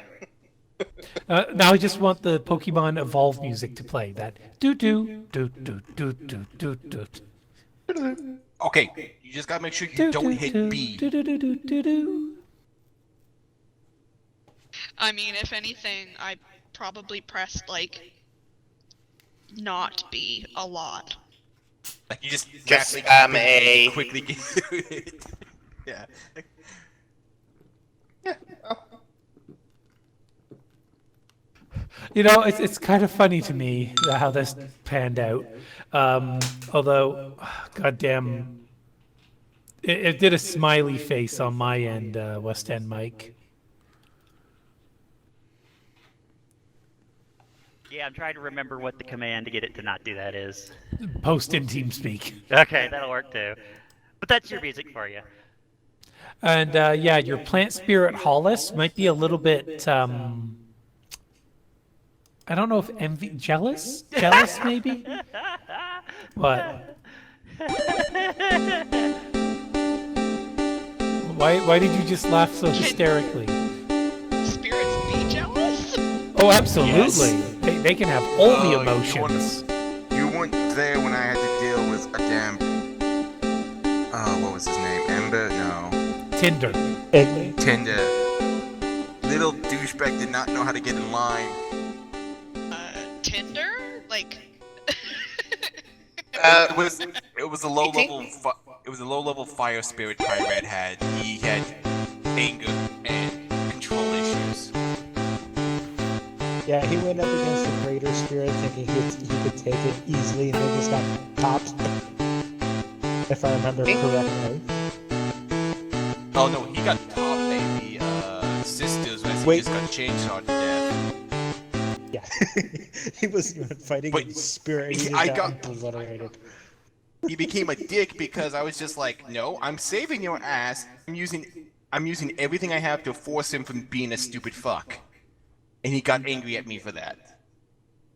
do you mind if I drop the shark image in the map tool? It would be better not to because Map Tool doesn't really cooperate well. You could email it to me, I'll email it to you. Donka. Okay, so I'm going to use up Briar's spirit binding materials because they definitely got quantified out. Because yeah, that's. Oh wait, what is your charisma? Okay, so you are at your maximum number of bound spirits now because your charisma is only 3 on Briar. Okay, that's cool. Good to keep in mind. I have a house rule that you can have more than your charisma, but that's when they really start to get problematic and competitive. Like having 101 Dalmatians? Not what I had in mind, but sure, we'll say that. Having a Pokemon that is high level and trade it, but you don't have the right badge. Yes, I enjoy extending the analogy. Okay, so let's see. Briar's done that. Durandal, I guess. If we want to do that escort mission into the sewers, that's an option. West End Mike, West End Mike, what tasks have you assigned yourself?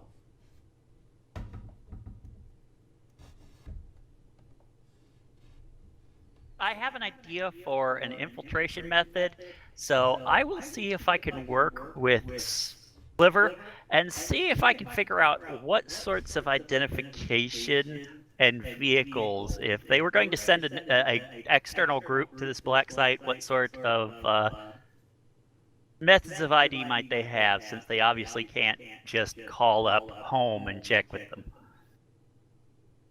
The delivery vehicles were all automated. Well, no, I remember? mean, They were drones. if they were sending personnel on purpose, basically. So the standard operating procedure is the drone vehicle. Oh no, sorry, no. They have the courier. Remember the mind wiped courier. That person would deliver, like hand deliver a message in their brain saying, "Expect this person at this time as new personnel," or "Send this person at this time. They are no longer personnel." Okay. So, I mean, if we intercept that person and reprogram them, there's an option. However, they most likely have a built-in self-terminate command. Also, Yep. I don't know if our mages have the right spell selection to go and reprogram a person's mind. But Sliver does. Oh, really? What a bastard. What do you mean? Why are you calling him a bastard? I don't know. I think reprogramming people is kind of evil. Oh, I never said he's done it, just that he has the potential. Moreover, it's not something you can do to just any person walking the street. They've already put in quite a bit of hardware that would allow this person to be reprogrammed. Oh, wait, so it isn't like the magical mind drain spell and such that's Ojo Dorado used. No, this is the data courier. Have you ever seen Johnny Mnemonic? I have heard of it, I have never seen it. Okay, so it's kind of like that, but without, like, less personality than Keanu Reeves. Basically, Did they it stall Keanu Reeves? yes, it did. So basically, they strip out all personality and basically convert a human being into a walking data transfer node. Ah, okay then. Then I get the right Yeah, understanding. Evo's already put in most of the evil involved in this process. Also, that's a damn fine work there, Frosty. Damn fine. Thank you. And welcome back to you and Hunter. But yeah, the idea that's percolating in my brain is we know that these automated deliveries are a security weakness. So if we show up claiming that somebody's been tagging the last few deliveries and they were clean before they got to the black site, well, we can have a plausible reason for, well, wait, why are you strangers here? Well, because we're here to find out who's tagging the transports. That would be very, very bad if somebody released that information to the public. Not a bad idea. Would we also be taking the vehicles for a couple of weeks just to lend some credulence to this? Quite possibly, but we're still laying the groundwork for this.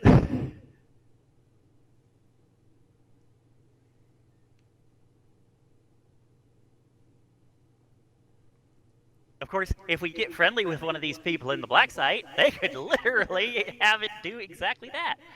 It also means that if we need to leave with them, well, we have our suspects. We're leaving with them. They will be. We're taking them for very special interrogation.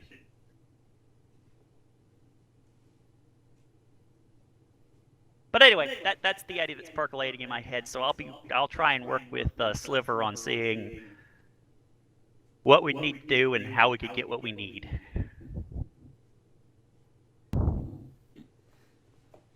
I'm not sure there's much in the way of roles involved with it, at least for this point, but that's kind of like where I'm going.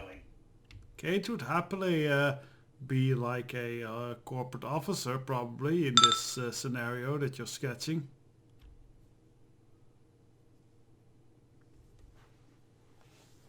Well, of course, that's the beauty. We wouldn't have Evo IDs or anything because, of course, Evo would never send somebody on the books to this place in that situation. In fact, they might even send a team of Shadowrunners. There would most likely still be a accredited, encrypted passkey or something that only Evo officials would know of. You know, Some sort of credential.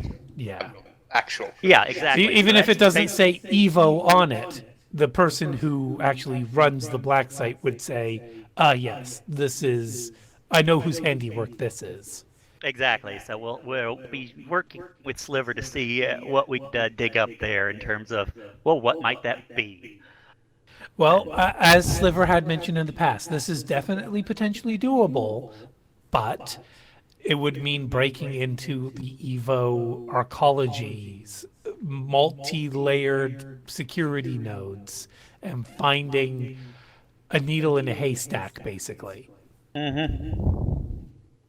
It's doable. It's the sort of thing he's done back in the prime of his youth, but Doable and easier, not the same thing. Well, yeah, and he knows these days it's a risk that is much more dangerous. In the last 5 years, the Matrix has kind of changed, especially in the last year and a half. And somehow, well, he's always had an advantage being a technomancer. That advantage, however, is getting more and more narrow.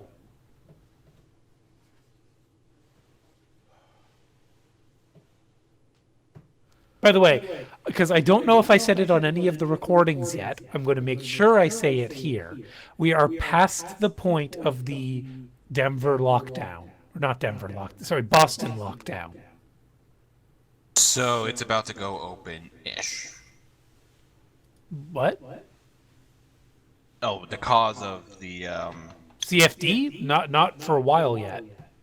I thought that was Boston.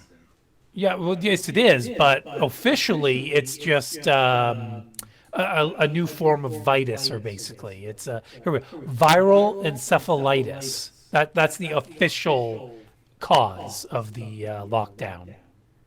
But the unofficial stories will probably start percolating around this Oh time. yeah, where... no, like the iridescent dragon has already been released to the media, but a lot of credible sources, quote unquote, are saying it was all a hoax. It's a Bigfoot. As it's being told by a Bigfoot news anchor. A Sasquatch? Yeah. Maybe a Wendigo? A Bandersnatch?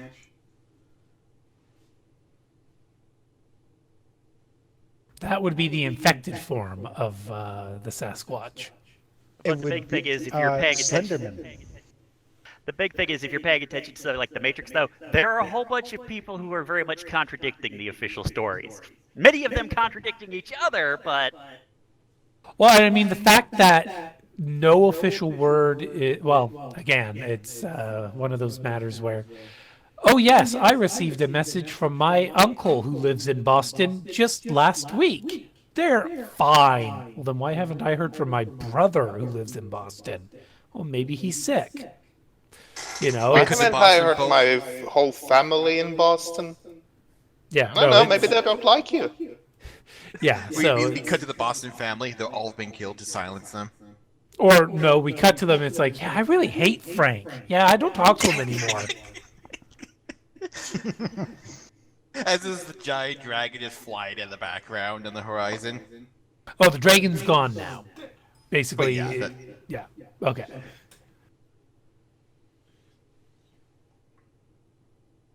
I have a question. I hope to have an answer. It's not related to the session. It's related to the setting. Does Wait, related to Shadowrun have an explanation for the Jersey Devil? that sounds familiar, but you'll have to remind me. Sort of a winged gargoyle-looking goat thing in a American folklore. Oh yeah, no, gargoyles are real. They're called something else, but yeah, in Running Wild, there is a winged goat-like gargoyle creature that exists in mountain ranges and in cities. Okay. Okay, so that's the explanation for the Jersey Devil. Good to know. Actually, no. Here it is, right here, officially in the Sixth World. The Pine Barrens, where the Jersey Devil lives. That's what's going on right there in the Sixth World. So wait, there is something actually called the Jersey Devil? Yeah, something called the Jersey Devil that lives in the Pine Barrens. The most common story is that this woman who was pregnant with a child that was cursed by the devil, when she gave birth to it, because it was her 13th child, it just flew, literally like exploded out of her uterus out there and then immediately climbed out of the chimney and then escaped into the Pine Barrens. Right. Well, that looks a little bit different than that says a toxic creature, but the gargoyle that exists is a hominid reminiscent of the classical architectural form for which they are named. They are typically 2 meters in height and weigh in excess of 150 kilograms. Their hides are always molted gray in color with rough stone-like appearance. So, like, there are gargoyles that live in cities, and then there's also a mountain creature that isn't a gargoyle but has a similar appearance. Are we getting out of track, by the way? Yeah, we probably are. I blame Mo Bob. Because Don't blame me. It's his fault. It's so much. It's Joe's fault, and Joe's not here. Bobo's fault. Yeah. It's Bobo. You must remember, it's my always fault. your fault. It's my If fault. it's not I your brought up the fault, Jersey Devil. it is your fault. All right. So,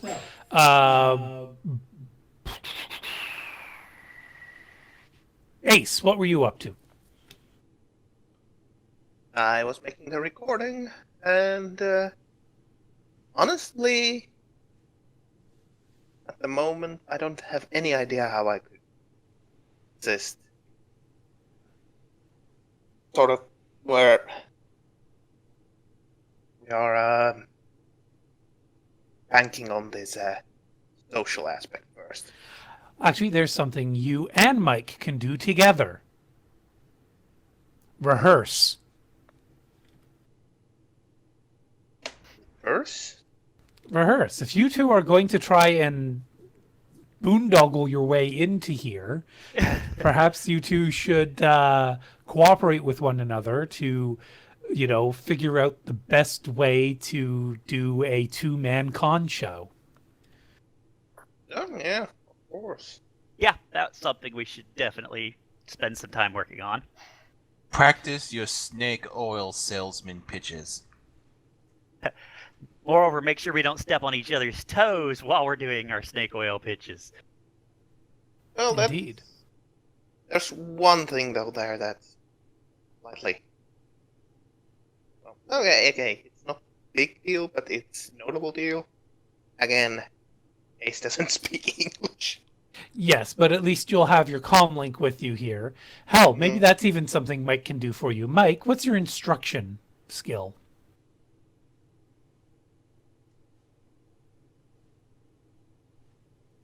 I'm not sure if I got around to investing in it yet.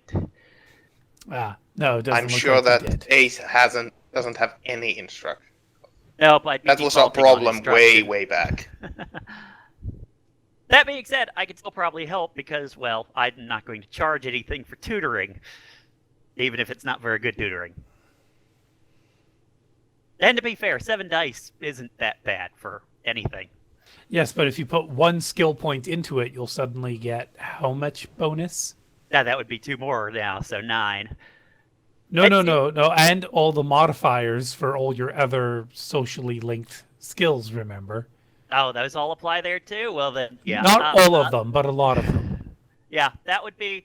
Let me put it like this. It's on the list of things to do, but we haven't had a whole lot of time to sit there and spend his God-smacked level of karma that he's got right now. Ace has karma, but I don't know how much. And I'm staring at the air like I'm staring at me. Yes, well, he's got at least 70. I think my sheet has my sheet has 87, and this So, is yeah. who knows how old. But what's your skill group influence at? 4. This one's at 5. So you still have more up-to-date sheet than I do. Absolutely. Classic. Could I even get that? Yes. But yes, that is something we can definitely work on. It shouldn't take too long for you to pick up at least some basic English. So I've been working with a basically -1 to my influence for this whole time. And some limited knowledge skills as well, by the looks of it. Whoops. Let's put that into a under. Whoopsie. Yes. Okay. Smoke, how about yourself? Have you been giving some thought on what sort of activities you might be doing? Trying to get hold of something to mask scents that isn't a cigarette. Yep, but so let's go ahead and look at spy games. Spy games. Under the guise of wanting to go hunting. Okay. That could potentially work, but do you have a hunting license? No. So then, knowing that, I would not use that, guys. You may as well just go on the black market. Yeah. May So- I? Oh, yes? Is there anything that I could make? Potentially, yes. Don't you have your potions to make? Also. I do. Yeah. If I'm making potions, I might as well make something else too.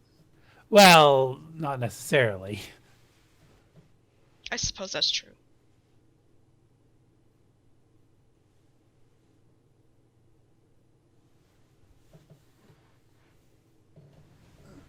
Just thought I'd throw it out there.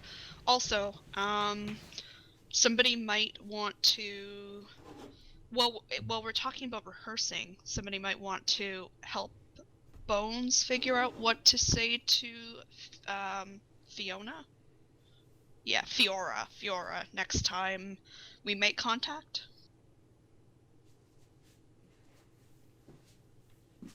I think next time should be used to gauge her reception, as it were, and try to establish sort of her. I suppose Kate can be on the listening side of that rehearsal, though I don't know how much instruction to better speak he could give Bones. Your best to get some guidance on how to best play the idiot oaf that's just there to lift and move things? Or is there his muscle? Depending on what the cover story is?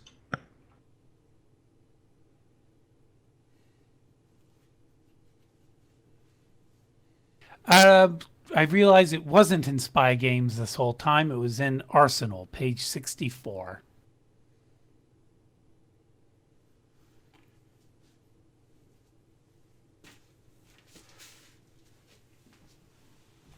All right, so when lit, the scent masking cigarette releases an odor-absorbing chemical that defeat most scent detectors, both natural and artificial.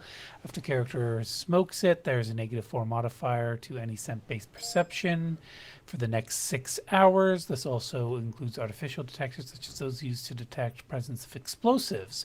After 6 hours, the modifier drops to -2, then for up to another 12 hours when the effect dissipates completely. Those cost, holy shit, a mere 10 new yen. Per special cigarette? Yeah, per cigarette, but I mean, considering that's in a cigarette form, whereas if you just want to get it like in an aerosol can, you could probably get like God, way more doses for cheaper. Probably still have the same availability, though. Interestingly enough, this might be an error, but um, all of the disguised equipment is listed as availability 12. Not restricted, not forbidden. As GM, though, I'd say most of these are actually on the illegal side of things. So, yes, well, it could be vaped as well. Fuck's sakes. Vaping wasn't a thing when this rule book was made, so I don't think they realized it. But where I know there's something to defeat olfactory sensors. Do you happen to remember where that one is, Desperado?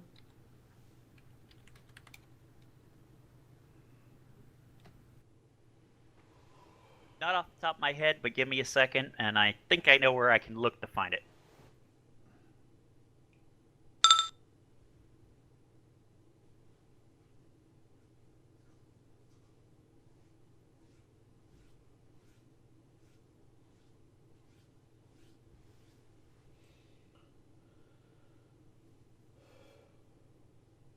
Olfactory camouflage.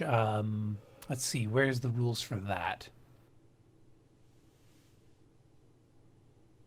Olfactory camouflage. This waterproof cream is designed to disguise a metahuman scent with one appropriate for the desired setting, such as a light perfume for corporate environments or familiar reek of 3-week-old Thai takeout for slumming with squatters. It won't cover the smell of blood or other strong odors, but does help the user blend in with the olfactory background.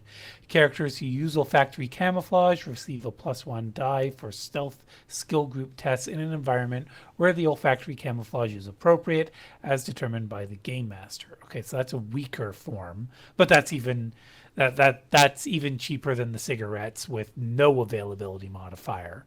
So I'd say it's pretty easy here to say that if you want something that is like way more effective, we could make it for you, Hunter, without really an issue. The rules exist for, the cigarettes and for the cream. I'm sure we can find a happy middle ground. Yeah.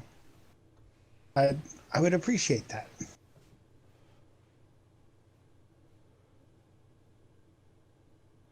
Definitely middle ground.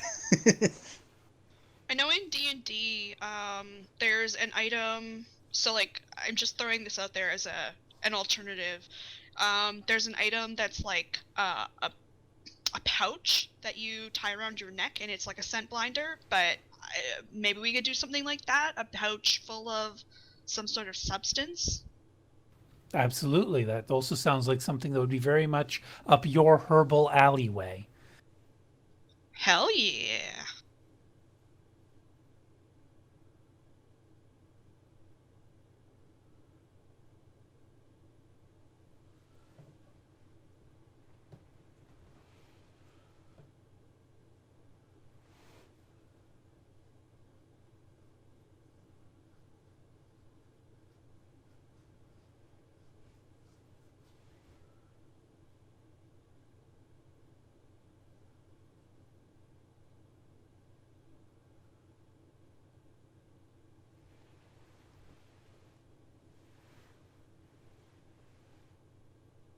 All right, so we've got about a half hour left here. I'm sorry I've been kind of all over the place tonight. Are any of you who feel that maybe you've been neglected tonight? Any of you want to take this last half hour for yourself? I had my time, so I want to give it to whoever wants it. Well, I mostly just don't know what to do with the cage until, shit hits the fan, as it were. So, yeah, I would want to know what to do within a half hour. I think we are in a situation where kind of waiting to see how Fiora takes this. Or sort of. So That. would another player like to be Bones for the next Fiora conversation? Will Bones' current player allow that? I'll be perfectly fine with that, because honestly, a lot of the action in this game right now is going to be about all the groundwork we can lay with Fiora, because she's the only one we can get in contact with at this time. All right, I'll take a shot at it. Okay, so then will another concealment be cast? And will Bones actually, just do it himself? It would probably be a good idea this time for him to try and do it himself.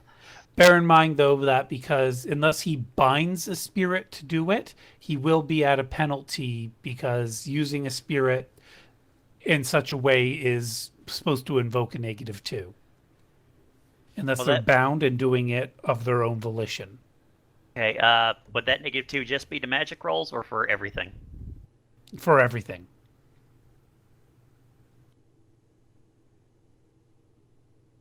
And you're already going to be at a -2 because you wanted to be buffing your charisma again. Okay, do we have any spirits bound that can do that? Bound spirit, yes, but his, what's the word? Down to 1 service. Yeah, his services are limited. I think it's Nostradamus? Bones, spells, spirits. Nostradamus actually has 2 favors still owed, so you could use up one of those 2 services. Sure, if we need it, and you can always, I think rebind to get more services, correct? Yeah, we just have to buy new binding material, which is 500 a pop, which at his level, which I think he's a 5, I think? What level is he? 7. Nostradamus is a 7. So that's going to be 3,500 up. I'll rebind. Yep. All right, we'll try that. He does have, you do have a spare set of binding materials for rating 7 still kicking around. Okay.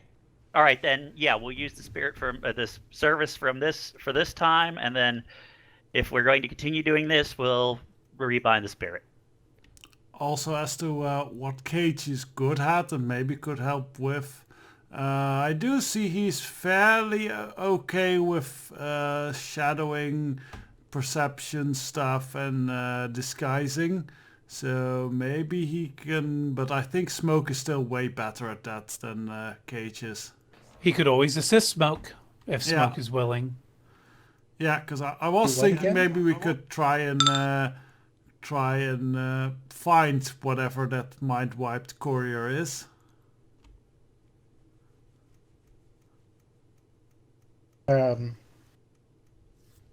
Yeah, that's a person. Yeah, we could try and find who that is and maybe follow them or something. Could we bring back their intelligence? Remember, based on what Sliver knows about modus operandi, that person would self-terminate in a heartbeat if they felt they were compromised, because they've basically lost all sense of self-identity. They live for the corporation.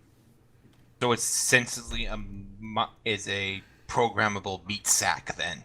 Yeah, basically. Okay, so yeah, that would be way too risky. Then yeah, there isn't too much Cage can do until shit hits the fan, as it were.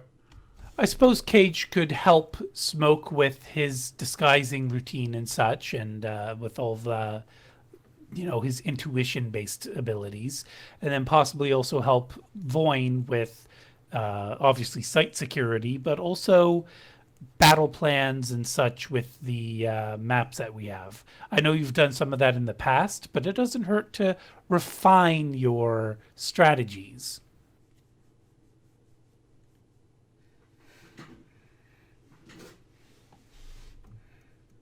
So does that sound agreeable? Oh. Yeah, okay, that sounds doable then. Okay. Sorry that we're not getting a lot of roleplay opportunities for Cage, but he can keep busy. There are things he can do, just sadly not. Yeah, it's just a sad fate when you play a basically a combat character. Like mostly they will only come much into play when shit goes down. Sorry about that. It gives me time to think of possible future characters, possible that regular character. Okay. And I'll say for Bones that we'll just default on the spellcasting test because he already did it once, and it's not. I'm not going to waste time with him potentially, destroying himself with drain. He'll take his time and he'll do the spell right. But with the -2, oh no, wait, no, because you're using up a favor or a service, right? There's only the one, so yeah. I imagine. Give me a common sense roll, Bob. What's the common sense roll for Bones? Logic plus intuition, which is 10. Go ahead and roll that. Either you or Mike, or well. Oh, Mike's currently Desperado. Control, so Desperado. yeah.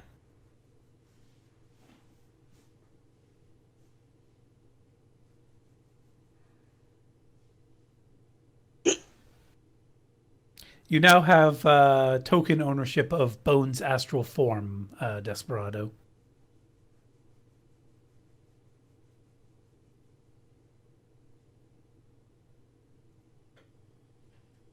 What was that dice pool again? 10.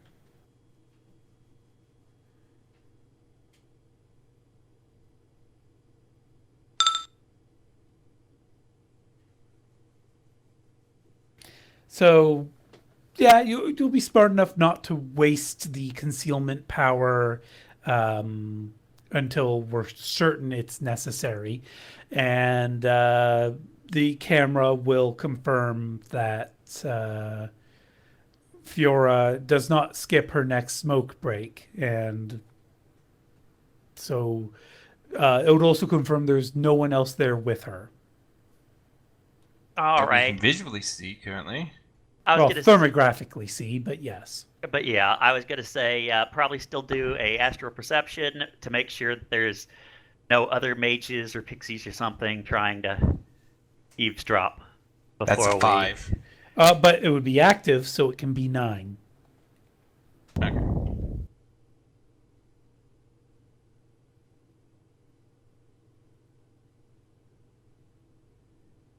And that's with the -2 already factored in. Correct, yes. Okay.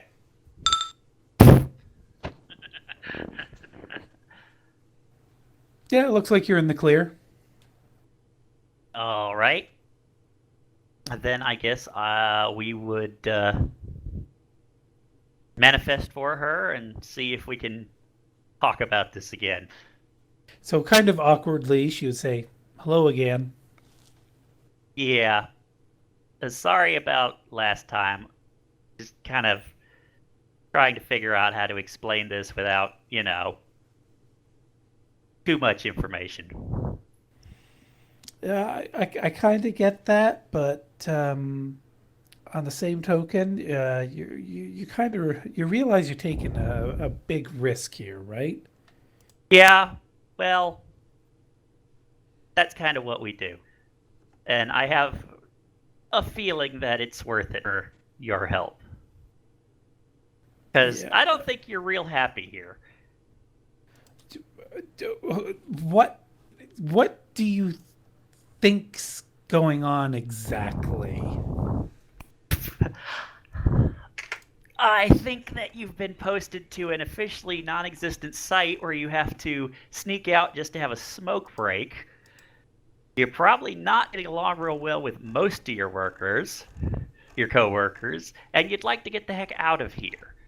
All right, so judge intention roll here, which will be 15. Oh, Yeah, you read her like a book. So, at the mention of having to sneak out for her cigarette, you look down at the cigarette in her fingers and you see a kind of sadness and a frustration in her eyes. And then you mention not getting along with your coworkers, and she kind of, looks off to the right-hand side, just off into the middle distance. And again, you see that kind of expression on her face of longing and solitary loneliness and everything. And she'll take a deep breath. Like you're just reading her like a book. Yeah, she is absolutely not happy about being here. She can barely hide it, even when she's trying to. And she opens her mouth as if to do a rebuttal, but just can't seem to find. Okay, that's really loud breathing. That's distracting me. Not sure where it's coming from. That must be me. Sorry. Oh, okay. But yeah, overall, you're reading her like a book. You are certain that she is the one that was described in the divination. That she is a huge security flaw for this place. But she's also reading into her body language, especially when she says, "What do you expect me to do to help you, though?" It's clear that she doesn't have a position of authority, at least as far as she's concerned. She really genuinely feels that she is worthless here in this place and that she longs to go home. Well, quite simply put, you obviously have figured out how to come and go without immediately triggering the 5 million alarms this place undoubtedly has. You want out of here. You actually, before you even finish that full sentence with her, again, you reading her like a book. When you say you figured it out, she looks a little bit, one part guilty, one part, what's the word? Proud? No, opposite. Not ashamed. Ashamed. Not ashamed. It's taking Guilty. Guilty, yeah. Like you're giving her credit for something she didn't do, and you read that off of her immediately. It's she didn't figure out anything. Someone else set this up for her. Or whatever. The point is, Culpable? you can come and go. And what our groundwork has given us is that you're not the only person who feels this way. You're not the only person who wants the heck out of here. So, our idea is simple. You help us get in contact with some of the other people who might also be able to help us. You work with them. If we're able to get in and get what we want, which, for the record, is nothing but a few data files, nobody here has to get hurt if it all goes well. We'll see if we can get you out of here. How does that sound? She is incredibly fidgety because you can tell right away she wants your deal, but there's something holding her back, and it is a certain level of fear. But there's also this undercurrent of hope that's kind of wrestling with that fear, and she says, I should get back down there. Yeah, I'll keep to my schedule. Maybe we'll talk tomorrow then. That sounds fine and dandy. Just, I don't know if you're aware of this, but I'm pretty sure they got like a big old spirit that guards things up here. I don't know how it works exactly, but I just... We're aware of it. That's one of the reasons why we're not following you any deeper into the building. Okay, yeah, no, that's good. It's just I don't handle the magic half of things. I just handle the practical side of things, and I mean, even then, I'm not doing anyway. I don't know anybody who I could talk to about handling that. I don't know if I'm making sense. I think I get you, but even if you can only handle you and your friends could only handle the other half, that's a big half. We can see what we can do with the Viscountess on our own. Okay, cool. What do I call you? Out of character, I guess we can just go with Bones. Just in case this might be a massive fish, it's still best we give her a fake name. A fake name? Yeah. The Blue Fairy? We could go. Yeah, I'm fine with that. Blue Fairy. Or just Doc. Doc's nice and simpler. Yeah. I don't think anything on Bones' sheet that makes use of Doc. For now, you could just call me Doc. Okay. I guess you can call me Mrs. V. She kind of Sure. Okay. Oh no, I guess it's only Miss V because I'm not married. Yeah. Anyway, yeah. Okay. See you tomorrow. Yeah. Sleep on it. I can understand why you'd want to do that. And at that point, I'll demanifest and. Out of character though. Come on, Blue Fairy. It's the wish granting fairy from Pinocchio. How is that not the perfect like? I did not. I was going absinthe with the green fairy. Okay, we'll change it to that one. I was The Blue Fairy. thinking it was that annoying little fairy from Zelda. No, that's Navi. Hey, listen. Yeah, no, I would. That's Theo. also tempting, but I didn't know the connection to Pinocchio. I will admit, out of character. So yeah, we'll go with that. Yeah. We'll be just the Blue Fairy. And you know his astral form is blue, and he's gay. So Okay, yeah, now I see. I was like, I don't know if that fits really for Bones, but yeah, now you put it like that. Yeah, okay. All right then. I think that wraps up this conversation. But yeah, Bone gets back and he's like, "Yeah, this girl." What would be a good way to phrase this? She wants to be sold to. We just got to make sure that we don't screw anything up. Voin will voice the concern that she's also a security liability to us. She's desperate enough to get out of there. She might botch this and bring the whole house of cards down. Of course, she wouldn't have that kind of phrasing. She'd probably just be a little more... She'd be less colorful with her phrasing. She'd basically say that if Fiora isn't careful, she will inform the security within the facility that someone is attempting to extract her, even if she doesn't do it on purpose. Well, we'll do our best to guide her away from making that mistake, but, well, worst case scenario, we go for your plan. And at the end of the day, it's a risk worth taking because we always fall back on turning it into a bloodbath. Kate's head perks up at that.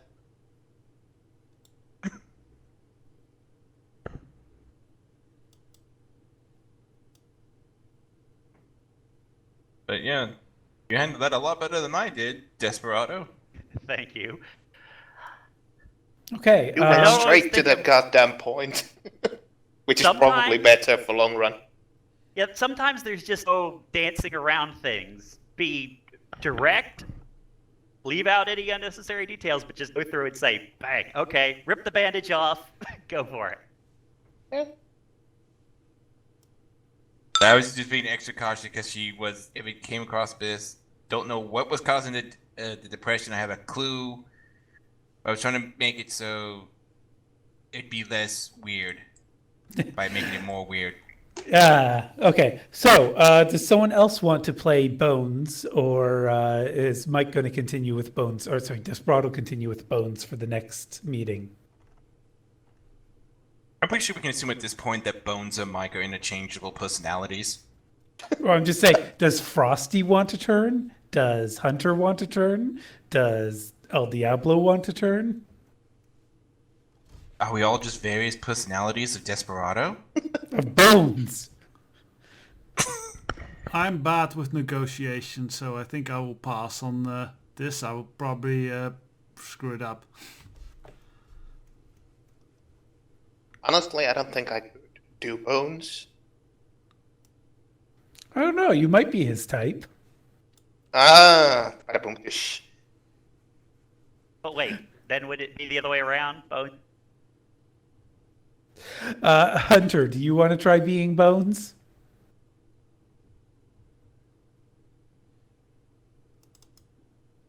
I would have to pass. Okay. Abraxas, do you want to try being Bones? No. Okay, so it's a Bo Bob or Desperado.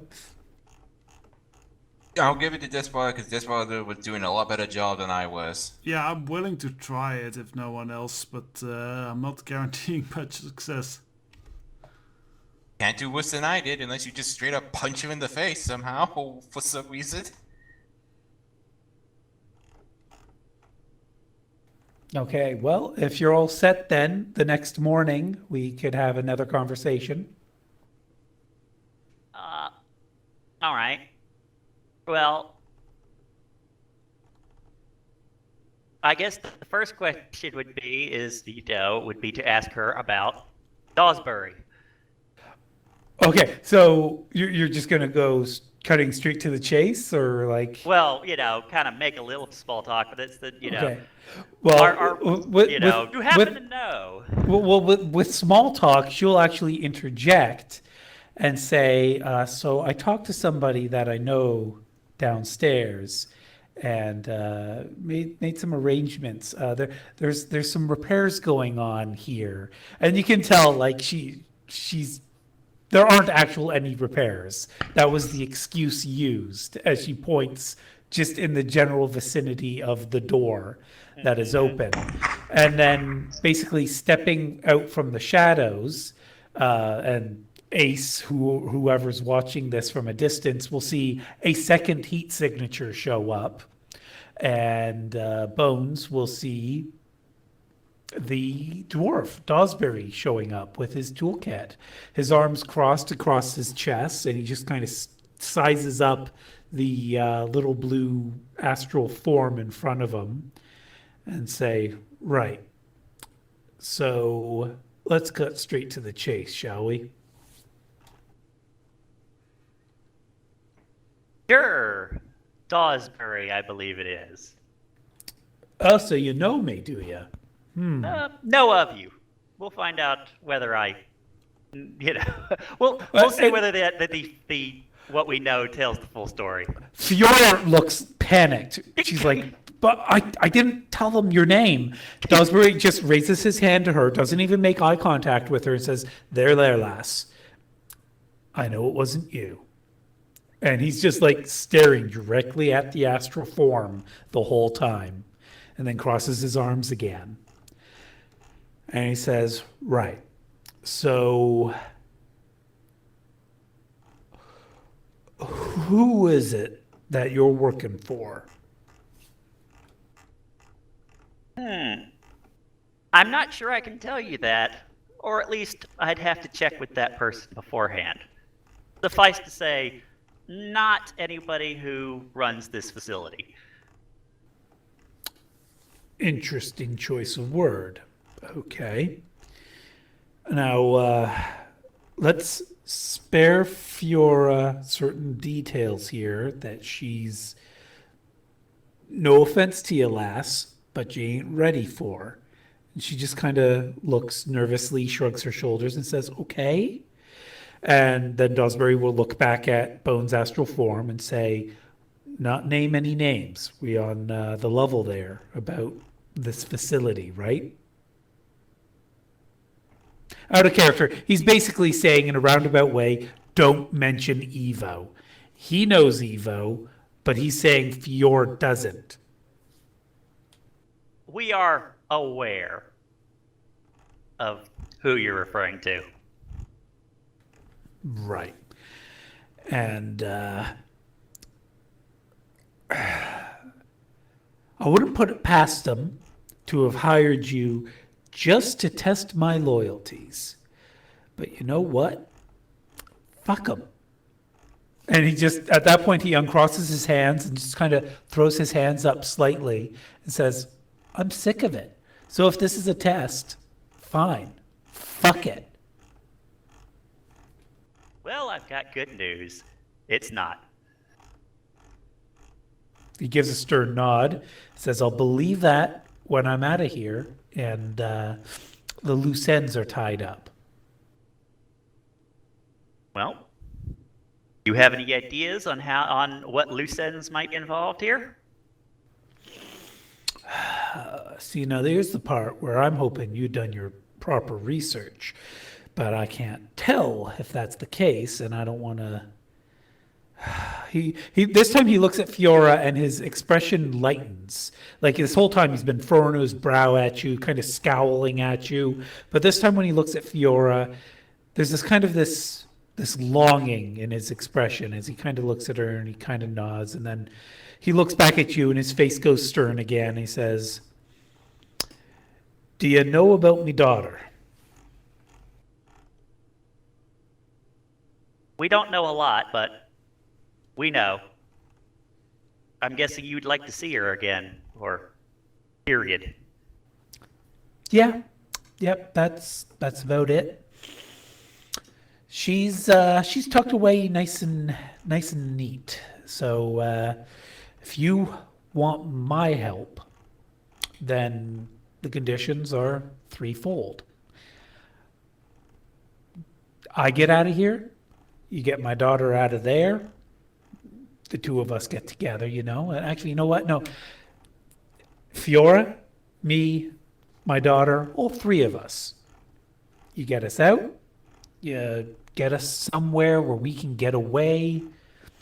Hell, if you can make our identities change too, much appreciated. But I'll settle for just the three of us out. No strings. Out. Sounds, except me. I'll need to run it past some of the others of my team, but I think we can do that. Ask them if they want the whole facility burned behind them. Because no. we know one of them wants. We know there's someone in there who wants to destroy this facility. It would help if we find out if it's this dwarf fellow. No, we already know it's not. We know the third person has an identity that Breyer has described as different from both of these two. So Fior was definitely a woman. Dosbury is definitely a man. The mystery third person is androgynous, possibly leaning feminine. So probably an elf. Fior is human, Dosbury is dwarf. Okay. Never mind. But yeah, basically, I would say I think we can make that happen.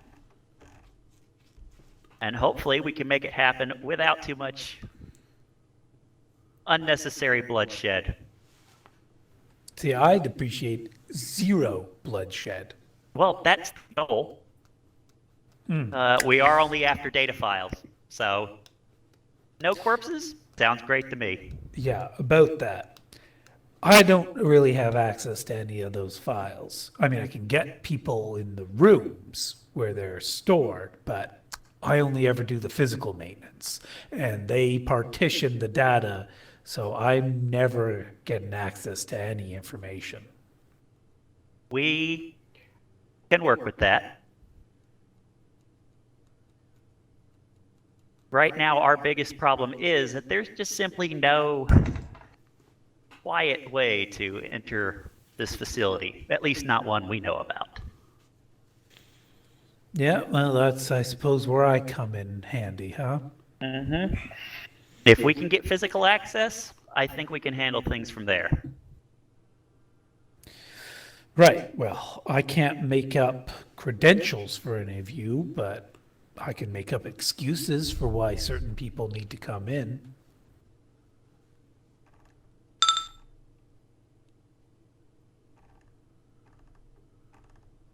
could be very useful. And then perhaps, if you're familiar enough with the security equipment here, if there should be a few malfunctions in that security equipment at opportune times, that might be all the opening we need. As you say, malfunctions at opportune times, he kind of rolls his eye slightly and bites his bottom lip. And he's like, yeah, I'm already pushing the envelope on that one. So, and then he kind of thumbs over towards Fiora. Smoke breaks. I gotcha.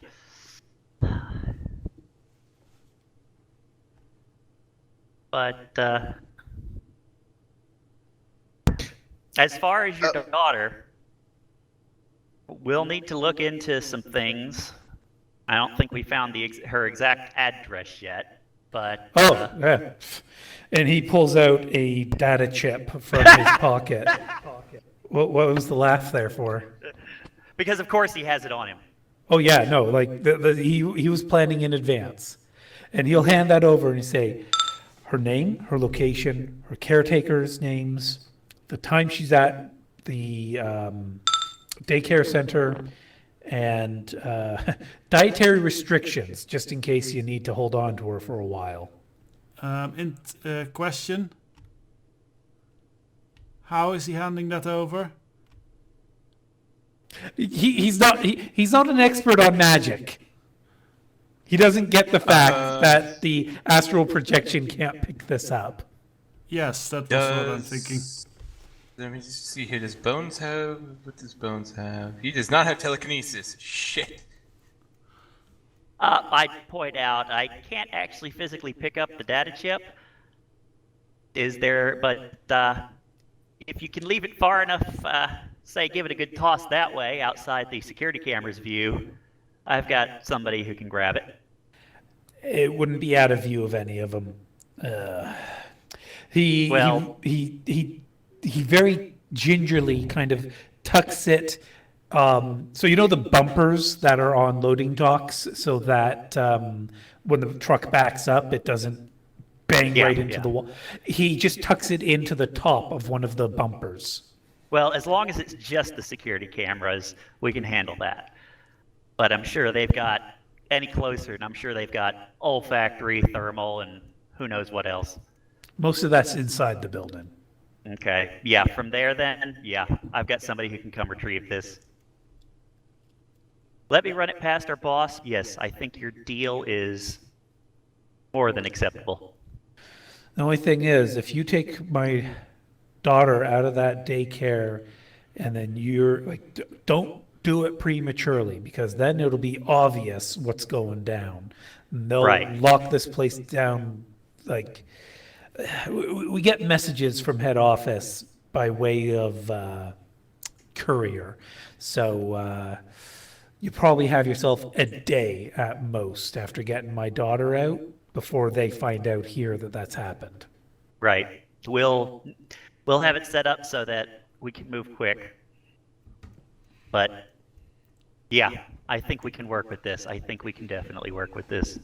Ask about the sewers and underground. Yes, that's actually not a bad idea. By the way, do any of your modifications, and he'll probably do some little air quotes, to the security systems include the sewage entrance? I've never had to muck about with those ones before, but if that's the way you guys want to get in here, I can certainly see about having a maintenance routine cycling through those. We're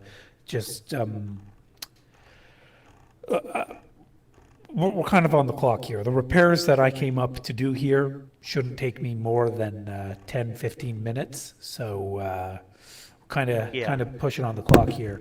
When is our next meeting? You give me your plan, I'll tell you what I can do. Well, actually, the reason I brought that up is we scouted that area out. Somebody's already done some modifications. The look on his face now is like, what the shit you talking about? We did. You have some some infected down there, so we weren't able to get a good look. But some of the security cameras down there have some kind of secondary module attached to them. Best guess, since they're not transmitting, they're designed to override the cameras in some way. Maybe loop, maybe blank them out. He strokes his chin. He's like, shit. Okay. Of course, Shit. you know, if you were to discover that, might help seal some details when you're working with us. No, he shakes his hand. If I find a compromised security system, they'll be putting this place on lockdown for God knows how long. Okay, gotcha. No. Fuck. But I need to check that out because Okay. we don't usually send staff into the sewers routinely. Shit. You did not set these up, right? You're not just fucking with me here, are you? No, we didn't even get snuff because again, you've got whatever those infected are called. I forget. The infected Zunukwa. Yeah, but you've got a bunch of Zunukwa down there. He shakes his hands like, no, those aren't ours. Those are just fucking London. Well, I meant they're down there though. They prevented us from getting close enough to do anything other than spot these devices. Shit. Unless, who would use Zunukwa? And Fiora, finally piping in, says, maybe Evo? And he looks at her and says, no, dear. No, just, no. And she looks embarrassed to have suggested it at all. She is not going to survive the outside world. Look, here's what I'll say. For now, give us 3 days. We'll check out. Send somebody up that data chip. We'll check out the info. We'll dig in. We'll figure out. Then we'll meet back here. That sound like a plan? Just a sec. El Diablo, if you want to interrupt, 3 exclamation marks. Do you want to interrupt? Oh, Sealy, yes. So go ahead. Well, isn't that a very, very easy way to extract these two?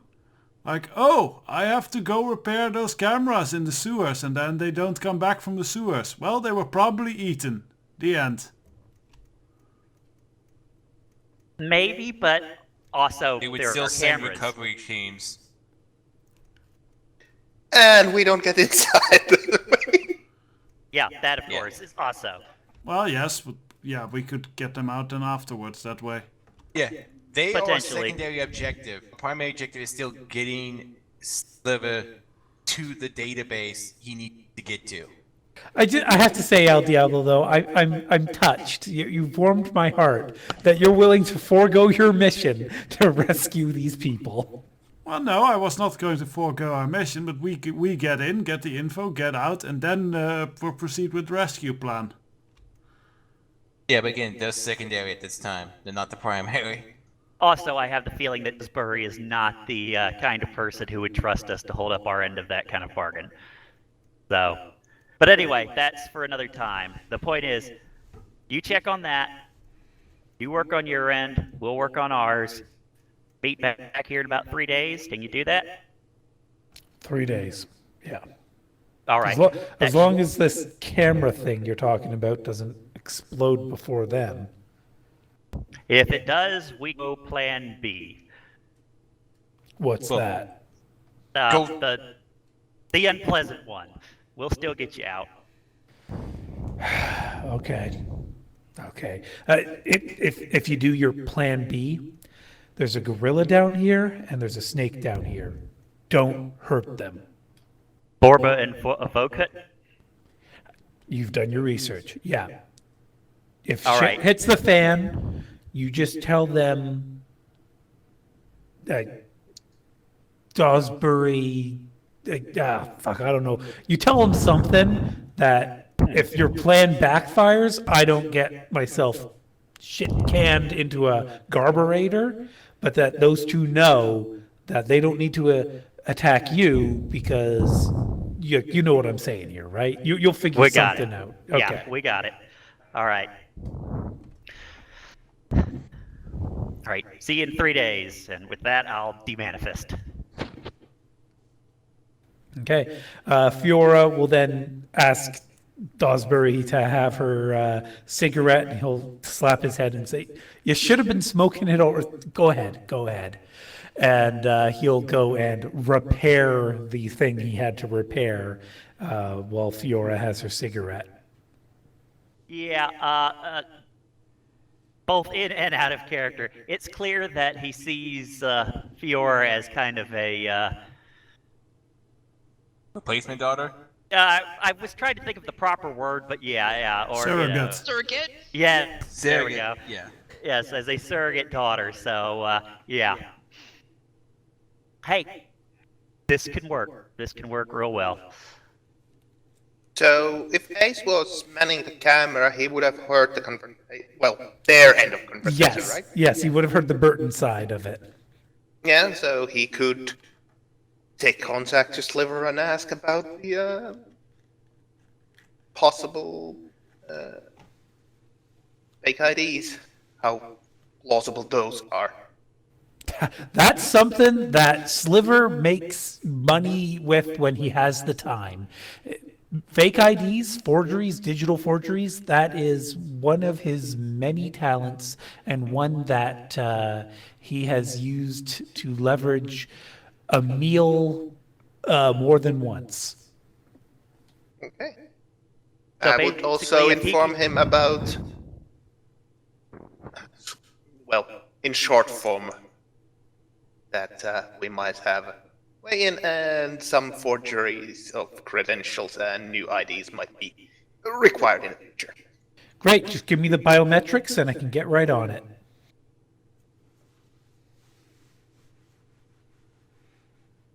Okay.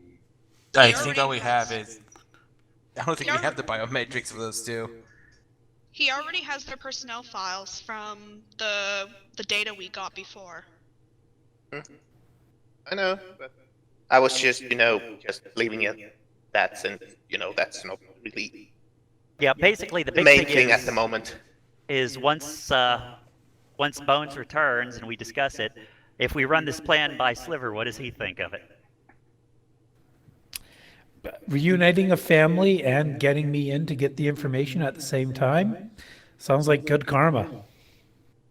Sound like doable good karma? Hey, if we don't have to go in guns blazing, all the better. I agree, but I mean, does anything here sound like it's something we can't handle? We have to first see what's going on with the daughter's security detail and everything else like that. Well, Guess I that imagine somebody would have slotted the data chip, and Sliver would have accessed the files through someone's comm link. Yeah, I'd imagine Smoke would sneak over there to retrieve it, since he's our physical infiltrator. Yep. And we would have so- done whatever needed to make sure he can sneak in and sneak out with the least amount of hassle or risk of being detected. So another concealment favor then, Surface? I use up one of Bones's because he's the one initiating all of this. All right, well, that will He's gonna have to mean... rebind. Both of them have concealment. So if you're willing to do Chalix, however you pronounce it, it'll be a little bit weaker than Nostradamus, but you still have a couple services left. That's fine. For Smoke, will probably be more than adequate. Okay. Yeah, because So- he's just quickly in and out. It's not going to be a prolonged stay. Right. So the data chip, reviewing that, Sliver will say, yeah, this is all very doable. If you people think you can risk going into the actual Evo arcology here in London, walking right into the daycare and extracting his daughter, I mean, I suppose I could try and schedule a field trip, but for this age group, not likely. I mean, field trips How old of a usually daughter? like 5. Yeah, no. Ugh. Yeah, field trips usually don't start until they're at least 9 years old. Yeah. Well, It's got to be easier than trying to crash through the front door of this black site. So I could, It's about the same. What? Isn't I it could about the same? maybe. Sorry. Breaking it into arcology, wouldn't that be about almost the same amount of difficulty or ballsiness as to attack a black site? except you can walk into an arcology any day of the week. Yeah. As long as your papers check out. And sorry, El Diablo, you were saying? I could go in, grab child, hide her in backpack, and then walk out. Floyd will say, I don't like people thinking I'm a child, but I was actually thinking about doing this very thing anyway. I was thinking his daughter could be leverage, and I was planning to get her anyway. In a backpack? No, I would pretend to be a child. Oh, no offense, but you don't need to pretend you are very childlike. She will not be appreciative of that, Ace. I meant, I meant your looks. That will cause her to relax a little bit. But she says, I was also going to ask you, Ace, to be my daddy. Honestly, using her as a way in as a coverage for we like to enroll our child into the daycare. Boyne would be a good, easy way in because we don't have any gnomes in the group. Yes, you do. Oh, Fire? But I completely forgot. I was thinking dwarf for some reason. But, well, yes, a gnome is a dwarf. You know what I mean, though. All the same, Evo Corporation is the one corporation that doesn't make that mistake. When it comes to child versus gnome, they tend to be a little more, they err on the side of caution because they don't want to offend gnomes by saying, oh, look at the cute little kid. They'll say, that's not a child, that's a gnome. Yes, very nice to meet you, ma'am. Very nice to meet you, sir. That kind of thing. well, we have done something like that before, so I don't see a problem with that. And Voin will say, maybe she'll look and like point at Mike and then point at Bones. Maybe one of them can also be a daddy. You can be gay daddies. Sure, why not? We could be in a special kind of relationship and she could have 3 gay daddies. I think Bones is very good as a gay daddy. Well, we'll figure it out. The yes 3 invalid expression. Yes 3. I was trying to do a heart, but you do what? Map Tools doesn't like emoticons.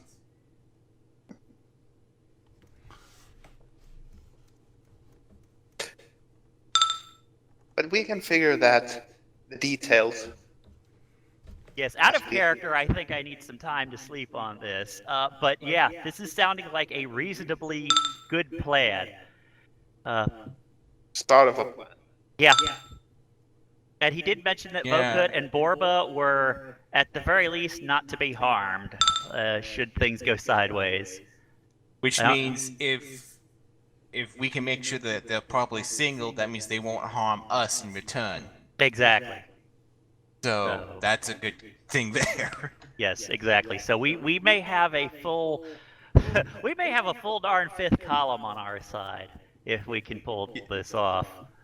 Yeah, the problem is that we have to do it in a 24-hour period. What? We have 24?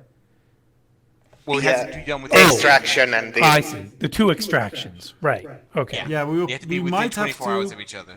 Yeah, we might have to team split on that idea Yeah. probably. Or, But how far of a drive is it from the arcology to here? Like a half hour?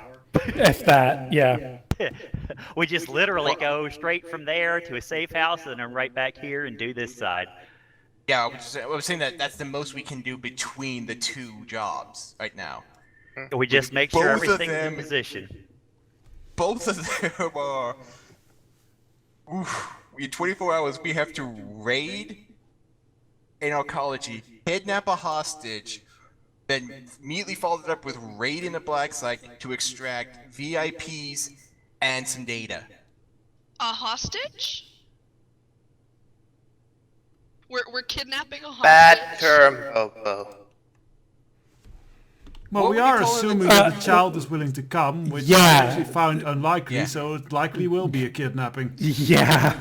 Yeah, She doesn't even know her dad. yeah. That's the other thing. Oh, that That's sucks. another thing I recalled. So, it's using the daughter is being used as a leverage on the father, so sort of a hostage. And she's not going to be willing to come with us, so we have to kidnap her. So we're kidnapping a hostage. When you put it that way. Welcome to Shadowrunning, people. Yeah, we're not good people. Let's go buy some candy and give that away for free in a van. Well, if someone suggests candy in character, Voin will immediately perk up. Do we happen to know any branch this is of the Candy Wolf Enterprises? No, he is strictly in Moscow. I still have I have his phone number though, so. Hey, he could ship something over. Yeah. Oh, sweet! He does international shipping. Yes. Well, we probably have to pay for that, but still. No, that's something I was worried about because Heinrich would still try to get candy from him. You have to explain international shipping and fees to Heinrich. Oh, I liked Candy Wolf's candy to give to the children. It is the best candy I've ever eaten. I don't know what that accent is, by the way. It was sort of Russian German, which is weird, but yeah. But yeah, So, Czechoslovak. maybe. But yeah, Bosnian. The other thing would be, is there anything on this chip about the mother, by the way? Nope. Okay. Not really. Just like some medical information that could be important. Like the mother had these medical conditions that may have been inherited genetically. However, Evo being the corporation they are, probably corrected all of these. Any allergies we should be worried about? There is a list of dietary restrictions. Not specifically allergies, but things that, for one reason or another. What's going on? Sorry, what? Do the restrictions seem suspicious in nature? Roll and analyze. What about biology instead? Oh, yeah, that's true. You could use biology. Okay, because I don't have my biology is a lot better than my analyze. Human blood only. Must only be nutrient paste flavored in mint. 5 hits? There's absolutely no medical reason for these food restrictions that you can think of. This seems to you like picky eater food restrictions. Oh. Just to make sure the child's fed at her age. Okay. She doesn't like broccoli. No, actually, broccoli flavored nutrient paste. broccoli's not one of the things on the list. In fact, it seems to be some processed foods that are typically popular with kids. Certain fruits and vegetables. But it seems like such a random mishmash. They're obviously not allergies. So it just seems to be picky eater syndrome. Okay, so... Well, that's very common in children. So. Yeah, especially a Roxas, you were saying something? But how would he know? He doesn't even know his kid. How would he know what food she doesn't like? He has received certain data transmissions basically over a period of time. So the data on this chip is basically logged. Like every 3 months, there was another update to it. So basically, it looks like every 3 months he received information about his daughter, and he's compiled it all into a single data file.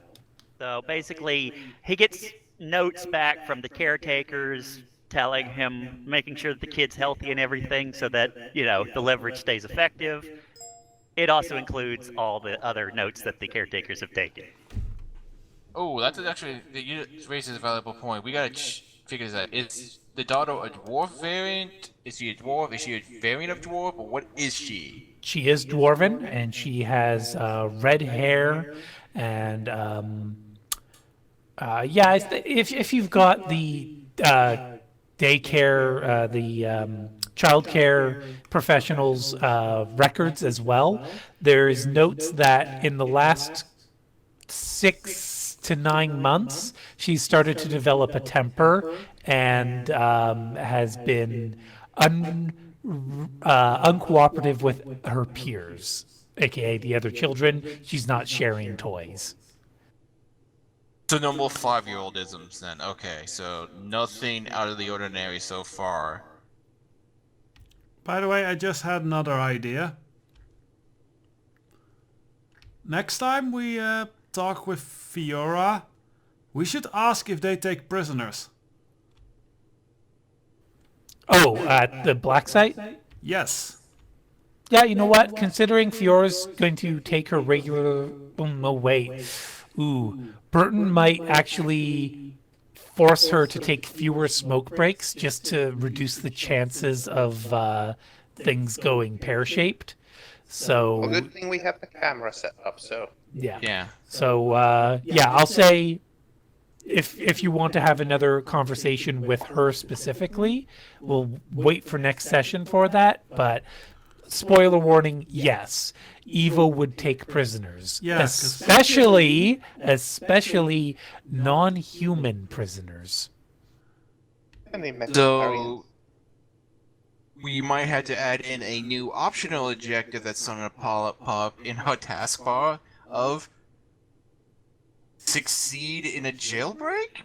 Question mark? No. What I'm thinking is actually like if we can't get like licenses, if we can't bluff our way in as Evo personnel, we could simply have some of the team get captured, and then have them released when we try to jailbreak. So yeah, that's an interesting idea. Is to possibility intentionally... risky. Yeah. Possibility. It's a great contingency plan. Like if your initial attempt somehow backfires, getting taken captive and having a backup escape plan, good thinking. That would then put more weight on the aspect of having the team split up. So we have the initiative team, and then the second stage rescue / succeeded mission team. But we're already pushing a half hour past our end time, so Hunter, I'm very sorry that you didn't seem to get a whole lot in tonight's session. Let me know if there's specific activities that I can make it up to you in the next session. But for now, I think unless someone has something pressing to add before we wrap up, no? Then thank you all so very much for playing tonight. We will have one more session before I go on holiday. And I think we could potentially have this done next session if we start on time. And my brain is fully functional. And things go in a orderly fashion. No complications. Yes. So, in other words, we'll need another 2 sessions. Probably. Yeah. Probably, because you just know right Which there hasn't waiting helped. in the shadows is that critical glitch roll that's going to pop up right when we don't need it to.